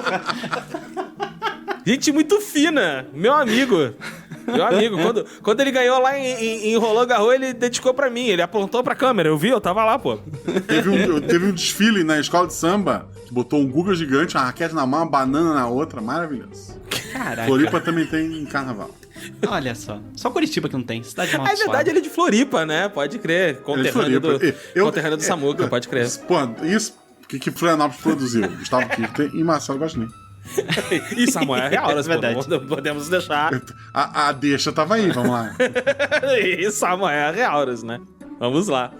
E chamou tanta atenção dele que ele falou assim, pô, eu vou escrever um livro onde isso acontece mesmo. E o vilão, na verdade a vilã, é uma parasita dessas aí que precisa se manter viva como? Ela vai passando de geração em geração e chegando no ponto em que ela quer chegar. E o ponto que ela quer chegar, tal qual aqui no jogo, é criar a forma de vida suprema. Exato. E para isso ela precisa engravidar. E aí que dentro do livro é uma característica que só passa da mãe pra filha. Então homens não pegam essa característica, não existe o Adão, entre aspas, aqui. Da Eve, né? É porque veio muito da descoberta na época da Eva mitocondrial, né? Eva mitocondrial, exato, isso. O ser humano mais antigo que a gente já encontrou, né? De fóssil e tudo mais. E daí teve essa relação. Recomendo demais, mas leiam com a cabeça aberta e parcimônia, viu? É dos anos 90. Se o jogo tem temas pesados, o livro não segura a mão no tema pesado, tá? Já estou avisando pra vocês. Que tem certos momentos ali que vocês vão se sentir meio desgostosos de estarem lendo. À meia luz, um casal se entrega ao desejo. No calor do momento, o corpo feminino se contorce. Mas o prazer logo dá lugar ao horror. A pele se liquefaz. Órgãos pulsantes se contorcem e um calor inumano preenche o ambiente. Tá pegando fogo, bicho! O que parecia ser uma noite de paixão transforma-se logo em uma grotesca metamorfose. Então, ele é um jogo... Falei isso aqui muitas vezes, né? Mas o Parasite Eve, ele é um jogo muito cinematográfico e linear. Acho que a história, ela tem um ritmo até de boa. Tem, né? Tem sim. Ela é bem tranquilo, não tem nenhum tipo de estripulia, vou botar assim, né? A não ser algumas explicações, a não ser o segundo dia, vou falar a real aqui. Que é o seguinte, são 6 dias, né? Então a gente joga do Natal até a véspera do Ano Novo, fazendo um trocadilho com Eve, que pode ser véspera também, tá, gente? E Parasite Eve é a véspera da parasitagem, ou a própria Eve, que, ou enfim... a própria Eve, a Eva mitocondrial... enfim, vai ter uma porrada de coisa que você pode fazer. Então o primeiro dia é isso, né? A gente chega lá, Carnegie Hall, todo mundo tá pegando fogo, rato, aquela coisa bonita, caímos no esgoto, opa, tem jacaré no esgoto, quem diria? Né? Beleza, show, esse é o primeiro dia, tranquilo. Conhecemos alguns personagens ali, a própria Aya, a gente consegue ver que ela não é uma personagem multifacetada, e eu acho que isso é proposital. Sim. Porque a história não é sobre a Aya em si, mas o que ela tá fazendo pra resolver a treta. Né? Porque ela é super estoica, simples, basicona, ela é quase uma linha reta, sim. Sabe? Ouvintes, a história desse jogo não é de ganhar prêmio. Não é incrível, não tem reviravolta super uau, mas ela é boa. E ela serve por propósito. Ela foi com o namoradinho pra ver o negócio, né? Isso, ela vai num date. Ela pegou fogo, não é nem ela namoradinho. ficou até feliz. Ela é um date só. O date tava uma bosta, o cara pegou fogo, ela, graças a Deus. O cara não pega fogo, o cara sobrevive também, né? Ele levanta, ele cai no chão, ele levanta assim, ela dá uma porrada na cabeça, tipo, abaixa aí, senão você vai morrer, seu arrombado, e já puxa a arma dela. E esse é o primeiro dia. O segundo dia, aí o jogo fala assim, beleza, agora senta aqui que a gente vai conversar. Primeira coisa, ele dá uma explicação, assim, um lore bomb do que é as mitocôndrias, das coisas, ele já joga assim na tua cabeça. Ó, toma. Muitos termos. Toma, papapá, mitocôndria é isso, que você quer, você já ouviu falar do gene, endoparasitose, vai jogando isso tudo em cima de você. Vai falando um monte de coisa. E aí, conforme isso vai acontecendo, a Aya vai tendo umas visões, assim, ela vai vendo uma menininha que lembra muito ela, e ela fala assim, porra, que estranho, o que tá acontecendo? Ela vai tendo lembranças de estar no hospital e tudo mais, e você vai tomando mais lore dump, e aí, pô, chega o Maeda te explicando, falando, você tá passando por isso, né? Deixa eu te contar o que tá acontecendo. Lá no Japão, aí ele conta o livro pra você. Ele resume o livro pra você entender ali, e fala assim, repeteco, a Eva não é muito criativa, ela tá querendo fazer a mesma coisa aqui, acho que ela vai ter mais sorte aqui. mas a escala tá menor, então talvez ela tenha sucesso. Acho que inclusive é isso que ele fala. Mas ela não tem muito tempo, porque o corpo que ela tá habitando não tanca as coisas que ela tá fazendo. Então, eventualmente, a Melissa Pierce, que é a cantora de ópera que vira a Eva, né? Ela vai acabar morrendo. Então ela tá correndo contra o tempo porque ela quer fazer... Ela quer engravidar. A verdade é essa, ouvinte. É isso. Ela quer ter um filho. É isso. Assim, ela quer ter um bebê. A Eve é um parasita, né? Ela se apossou do corpo. Ela é a mitocôndria, na verdade. São as mitocôndrias que tomam consciência, de fato. Exato. São tipo alienígenas. Tanto que quando mostra um CG das mitocôndrias, elas são alienígenazinhos, assim. É muito engraçado. É porque a teoria que se baseia tanto o livro e depois pro jogo... é que a mitocôndria é realmente um parasita que lá nas primeiras formas de vida entrou e ficou lá tipo um cavalo de Troia, ajudando as células, né, ajudando com energia e tal, mas era um vírus, era um cavalo de Troia mesmo, pra um dia tomar conta do corpo e dominar tudo, né? Então a Melissa não é a culpada, a vilã não é a Melissa, né? A Melissa é só a coitada que virou o cavalo da Eva. Coitada mais ou menos, né? Ah, não, tá. É porque a gente pega o diário dela, você vê que ela não batia muito bem da ideia, né? A pobre Melissa, né? Mas o quanto disso era influência das mitocôndrias. Vou passar pano. Foi a mitocôndria. Sempre que eu erro, eu falo, foi a mitocôndria. Show de bola. Mas eu acho que o lance da história é que ela dá a confusão nesse ponto, né? Primeira coisa é que a gente vai vendo a criança fantasma ali toda hora aparecendo pra Aya, e aí a gente vai descobrir mais tarde que a Aya tá lembrando de algum momento que ela teve com a irmã e que fez um transplante de órgãos, né? Que ela faz uma pra outra. Acho que era isso mesmo. Ela recebeu o rim da irmã. Recebeu o rim da irmã. E aí ela já tava sendo tratada por um doutor esquisito. Que ela lembra que ela, já conhece esse doutor de algum lugar. E aí ele já tava criando uma cultura de células da Eva ali, né, cara? Ele importou diretamente do Japão. Falou assim, não, peraí, isso aqui não pode continuar. Eu quero ver o que isso vai dar. Fez isso tanto nela quanto na Melissa Pierce, que é a nossa, entre aspas, vilã. Aqui, a gente descobre que, na verdade, assim como o Doutor Rojo, o grande arrombado é o Mein Kampf aqui, que eu esqueci o nome do arrombado. Caralho. Mas assim, isso que é um negócio que me frustra um pouco na história, porque ela, apesar de ser cheia de termos e tal, é relativamente simples. Esse doutor, muito louco, quis dar o ser supremo das mitocôndrias, né? E daí por isso que ele estava ajudando a Eve a conseguir, né? Uma maneira de criar esse ser supremo sem a influência de as mitocôndrias de um homem. Porque é isso que deu errado no Japão no passado, aparentemente. Isso, justamente. Só que assim, a Aya, ela tem essas visões, ela lembra do doutor, ela vê a irmã dela, só que ela é burra até o final. Até o final ela tá perguntando, mas o que isso significa? Minhas mitocôndrias? E daí, tipo, dá uma sensação de que a história está mais arrastada do que ela deveria, porque a protagonista parece que ela não entende o que tá se dito no plot, sabe? Mas o foda é porque você fica meio de mão amarrada também, né? Tu vai simplesmente assumir que os jogadores vão sacar o que tá rolando? Eu acho que eles poderiam. Eles poderiam sim. Eu acredito na inteligência do jogador. Pois é. Eu como professor, que embaixo que não me deixa mentir, não sei se eu confio tanto, não. Assim, então uma coisa que eu aprendi na minha vida de professor é que o óbvio pra mim não é o óbvio pra todo mundo. Então, assim, eu sempre faço questão de explicar. E eu acho que a Aya acaba fazendo esse papel, né? Por isso que ela é uma linha reta que a gente falou aqui, né? Ela faz esse papel de ser a pessoa que não sabe nada do que tá acontecendo ali e fala assim, tá, mas o que é mitocôndria? Tá, mas o que é o gene... O que é o gene egoísta? Tá, mas o que tá acontecendo aqui? Tá, por que ela vai pro hospital? Spoiler, ela vai pra pegar esperma, né? Por isso que ela vai pro hospital. Enfim... Então ele faz o papel de orelha mesmo, né? Ela é a orelha, como o jogador ele precisa interagir. O problema é que a personalidade dela se torna ser orelha. Ela não tem mais nenhuma personalidade fora isso. Isso é um ponto. De fato, ela não sai disso, né? Ela se torna isso o tempo todo. Talvez ali no finalzinho ela toma uma consciência própria. Ela começa a dar one-liners. Ela vai lembrando que ela existe e tal, que é justamente ali no momento do museu pra frente, né? A partir do museu pra frente ela já começa a ficar um pouco mais... Dependente. Isso, independente. Tem, tipo, momentos da história que vocês mais gostam? Tem algum, assim? Eu gosto muito da ópera, como eu já citei. Gosto muito do dinossauro. Eu fui uma criança mais dinossauro do que uma criança robô. Amém. Justo. Amém. Todos aqui. O editor gostaria de destacar que não se enquadra nesse papo aí. A infância do Samuka foi a...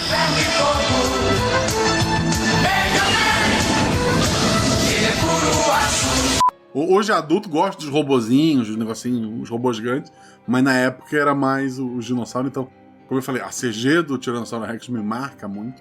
Eu gosto muito daquela batalha final, eu gosto muito do personagem do Daniel, né? Isso, Daniel que tem um apelido, mas ninguém chama ele pelo apelido. É o protagonista do Predador 2 ali, é o Daniel Glover. Cara, assim, aquela cena dele pulando do helicóptero e pegando fogo e jogando a munição especial. Cara, é incrível, assim, é cinematográfico o jogo ali. Porque tu passa por uma batalha difícil até chegar na última forma do chefão, tu pensa, meu Deus, vou ter que de novo virar anjo várias vezes e ficar fugindo. Mas aí não, vem essa gimmick ali pra te resolver, e a cena é maravilhosa. Eu acho que o momento que eu mais curto na história, eu acho que é ali pelo Central Park no final. Quando você tá saindo do Central Park, na verdade, que a Eve, ela meio que te chama pra andar de carruagem, de charrete. Sim! E aí a Aya, mostrando que ela não é só uma orelha, ela fala assim, eu topo, vamos ver qual é que você tem. E aí tem um dos momentos mais fodas desse jogo, que os cavalos entrando em combustão espontânea, correndo do mesmo jeito, não sei como, o cavalo pegando fogo, correndo, fazendo quase literal carruagens de fogo ali. E pau rolando ali, cara. Você enfrentando uma das batalhas mais legais do jogo, que é essa da charretinha, que eu acho muito foda. Cara, porra, eu vou falar uma coisa pra vocês, assim, com muita sinceridade.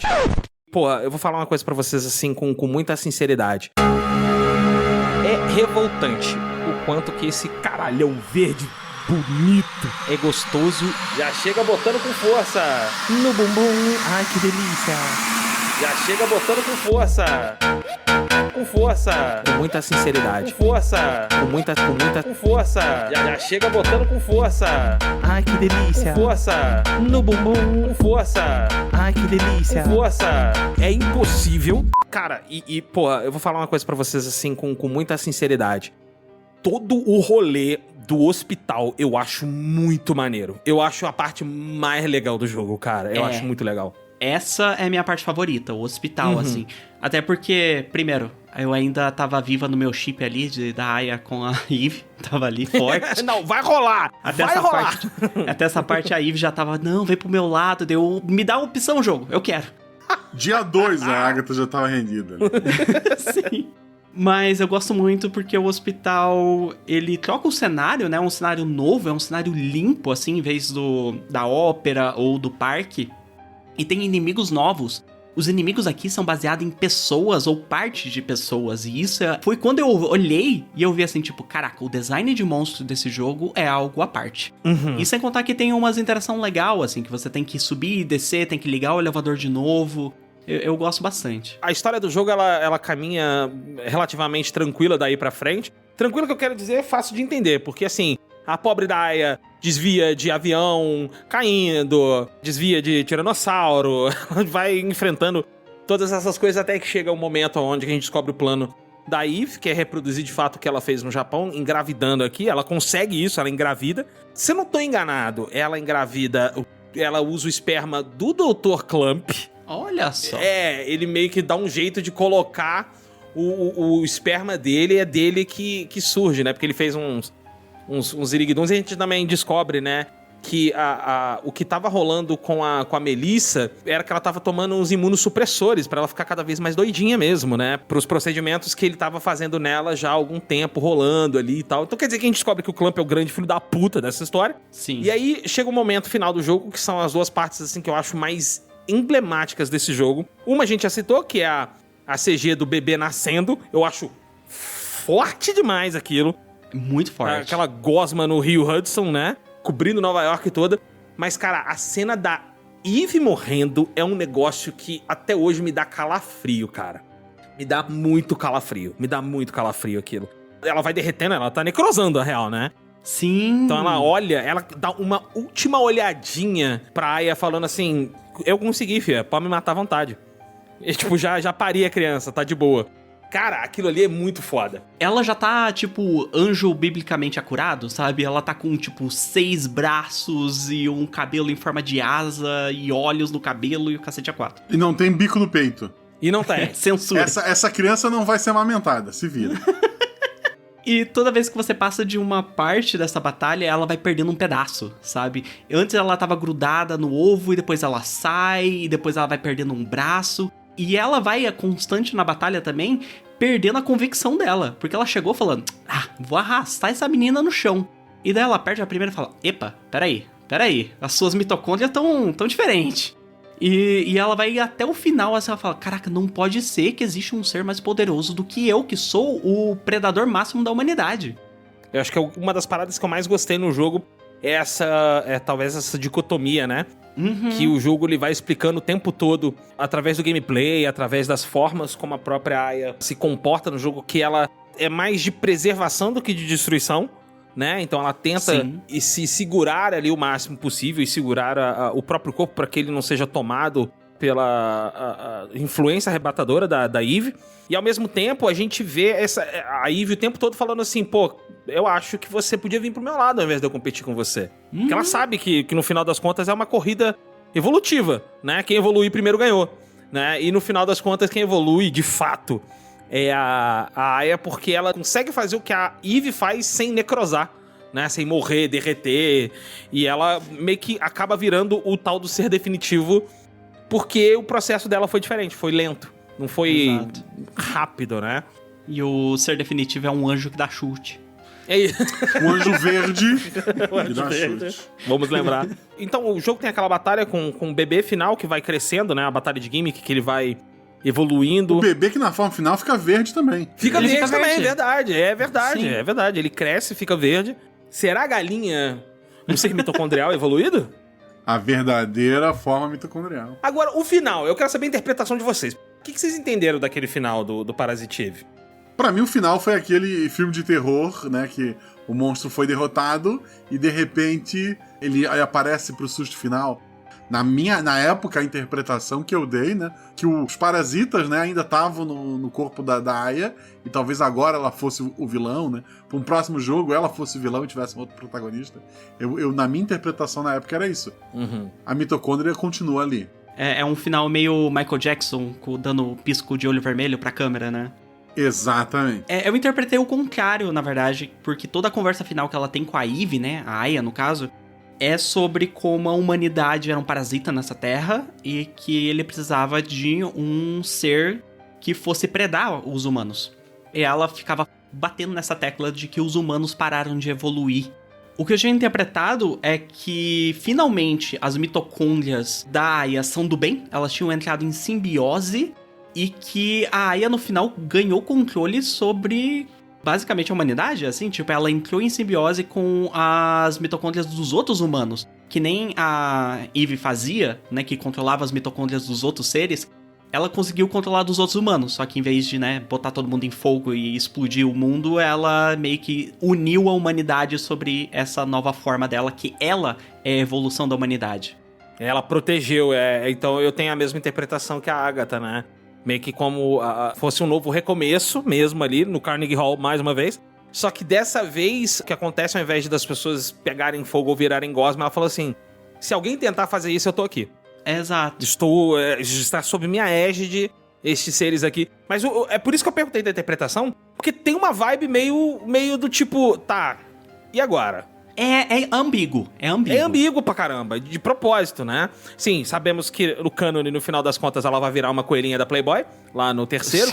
Mas isso é só detalhe, tá, gente? É só detalhe. Porque, na verdade, tem um final, que é quando você zera o jogo, você faz o EX Mode, o EX Game, que é o New Game Plus.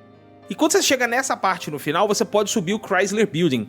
A Eve, antes dela dar luz ali ao ser supremo, ela fez um ninho no Chrysler Building, nesse prédio. Uhum. E aí ela deixa uma parada meio tipo um puro sangue lá, entendeu? E se desse errado, ainda tinha uma sementinha de Eve pra dar certo. Ela fez backup. Isso aí, ela fez um backup. E aí você sobe o Chrysler Building, são 77 andares, você vai subir naquela merda. Cada andar é batalha, só batalha. Quando você chega no final, você encontra a Maya lá em cima. Naquela forma fantasminha criança dela. E ela começa a conversar, a Aya começa a conversar com a Maya lá. Só que aí, do nada, a Eve... E aí a Eve do Japão, tá, gente? A Eve original, do livro japonês. Toma, fala assim, não, quem manda aqui nessa porra sou eu, vai tomar no cu e você enfrenta a batalha de chefe horripilantemente difícil. Puta que o pariu, que batalha difícil. E aí, conforme tu vai lutando, a personalidade da Maya vai voltando. E ela... Chega um momento em que ela domina, ela expurga a Eve da existência e protege ela, né? Tem um finalzinho assim do tipo, agora a gente tá voltando pra casa juntas. É isso, porque no final a Maya nunca deixou de existir, porque ela também era a Eve, só que talvez seja a Eve do bem. Meio que dá a entender que ela que é a parasita da Aya. É mais ou menos isso. Você tá me dizendo que quem salvou o dia foi o fantasma do Natal passado? Foi. Que é a Maya? Foi. É isso. E é essa que é a lição que eu quero deixar pros nossos ouvintes aqui. Ótimo jogo de Natal. Ele é um jogo de Natal, cara. É isso. No final das contas, quem salvou o dia foi o espírito natalino.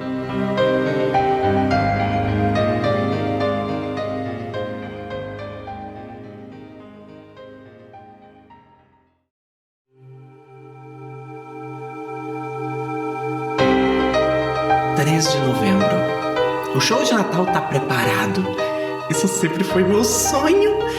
Quem for a atriz principal terá um concerto solo no teatro do Central Park. Eu tomei todos aqueles remédios pra chegar até aqui.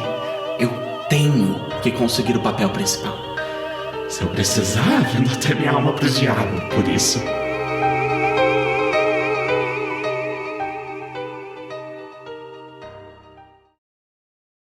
Olá, galera que está curtindo este belo pedaço de podcast do Galinha. Invadindo rapidamente aqui, quem está falando é o Christian, do Grinding Cast. Nós já aparecemos algumas vezes por aqui. Você curte RPG eletrônico? Tipo Final Fantasy, Dragon Quest, Shin Megami Tensei, Pokémon, The Witcher? Saiba que somos o maior podcast de RPG eletrônico da galáxia.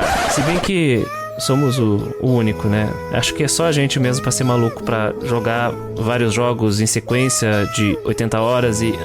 Falamos de game design, produção, sistemas de combate e arte dos jogos tratados. Tudo com um clima de azaração e com alegorias escatológicas. Nem sempre. E não se esqueçam, nós somos o Grinding Cast, o maior podcast de RPG eletrônico da galáxia. É com vocês, do Galinheiro.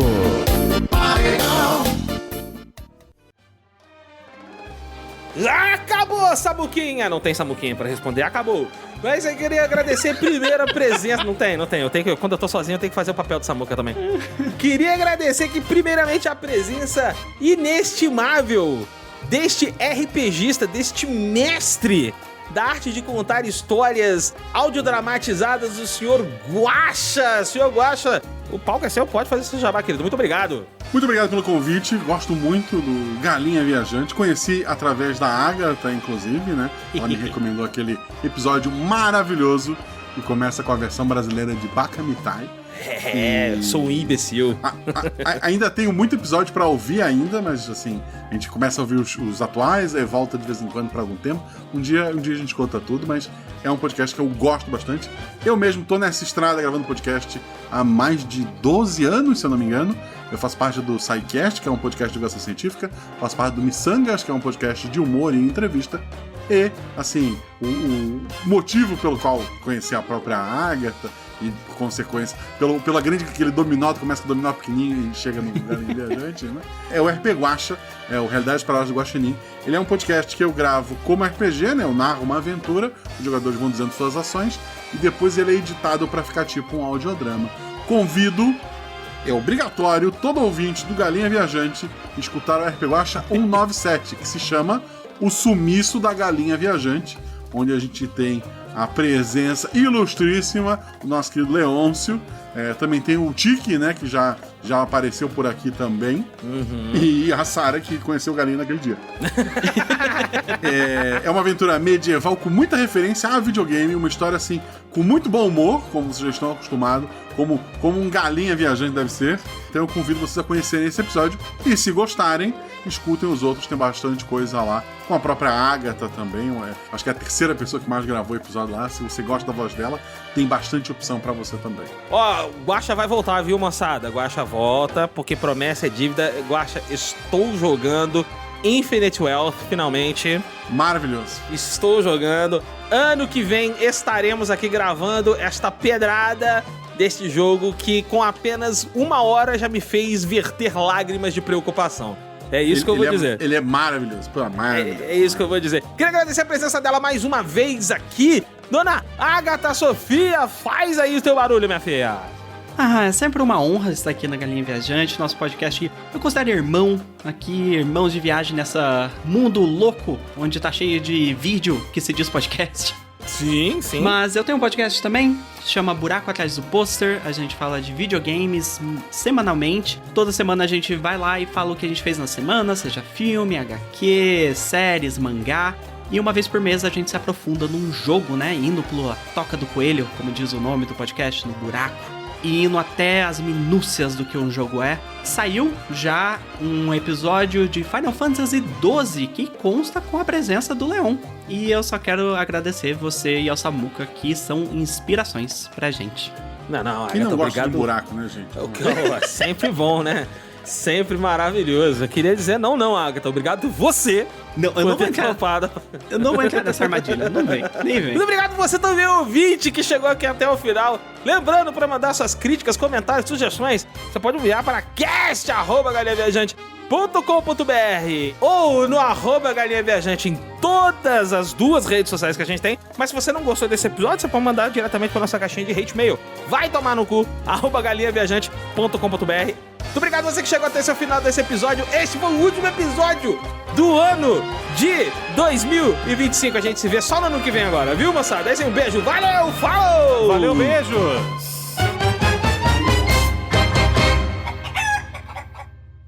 Esse podcast é realizado graças ao apoio dos escudeiros da Galinha Viajante no Catarse.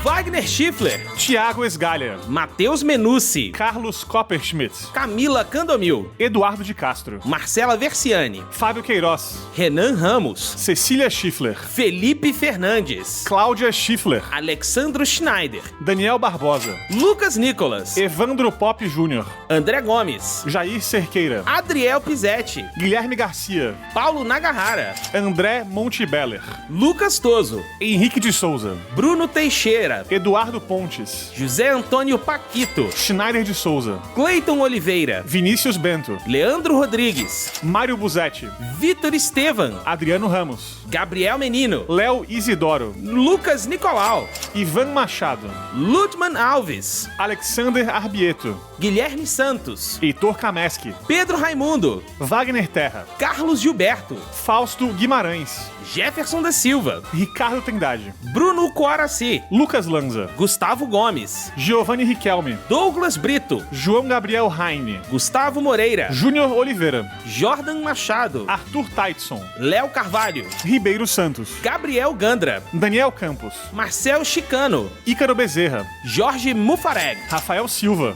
Renato Escapim, Ireno Marino, Emílio Oliveira, José Isaac Martins, Anderson Souza, Léo Calai, Jean Eduardo, Maria Eduarda Barroso, Juan Paixão, Vitor Hamdan, Marcelo Omori, João Victor Leal, Patrick Buchmann, Matheus Muniz, Bruno Saito, Henrique Garcia, Pedro Costa, Eduardo da Silva, Daniela Fialos, Giovanni Rodrigues, Alan Lima, Eric Henriques, Eric Fagundes, Vinícius Gonçalves, Guilherme Campanelli, Agatha Sofia, Lucas Gomes, Amanda Evangelista, Carlos Aquino, Emerson Dantas, Ellison Maciel, Caran Carvalho, Gustavo Schneider, Pedro Giunco, Lodinho Silva, Gustavo Magalhães, Matheus de Pinho, Lucy Charlotte, Rodrigo Lemos, Sandro Souza, Matheus Profício, Renan Souza, Leonardo Silveira, Arthur Rodrigues, Wally Velasco, Wendel Cruz, Lucas Almeida, Leandro Civeiro, Carlos Guerra, Tiago Bezerra, Murilo Martins, Paulo José, Luiz Leite, Anderson Fortunato, Marion Sabino, Gabriel Miranda, Douglas Hitzer, Leandro Silva, Isaac Costa, Guilherme Alves, Diego Ferraz, Hudson Melo, David Marinho, Leonardo Biasi, Pedro The Rock Rocha, Thiago Bodão, Paladino Lucas, Guidola, Galetotti, Lucas Marinho, Vinícius Camargos, Lucas Vasconcelos, Cauê Silva, Pablo San Martin, Marcelo Bonato, Jonathan Rosa, Jonas Nunes, Eric Mendonça, Thiago Torquato, Victor Marcelino, Gustavo Henrique, Matheus Toscano, João Gabriel Neves, César Felipe, Matheus Gabriel, Jerry Vinícius, Lex Tariones, Lucas Mota, Luiz Dornelles, Paulo Mercante, Vinícius Henrique, Wesley Santos, Buraco Atrás do Pôster, Submundo Podcast e Vortex Indie Games. Apoie você também em catarse.me/galinha viajante.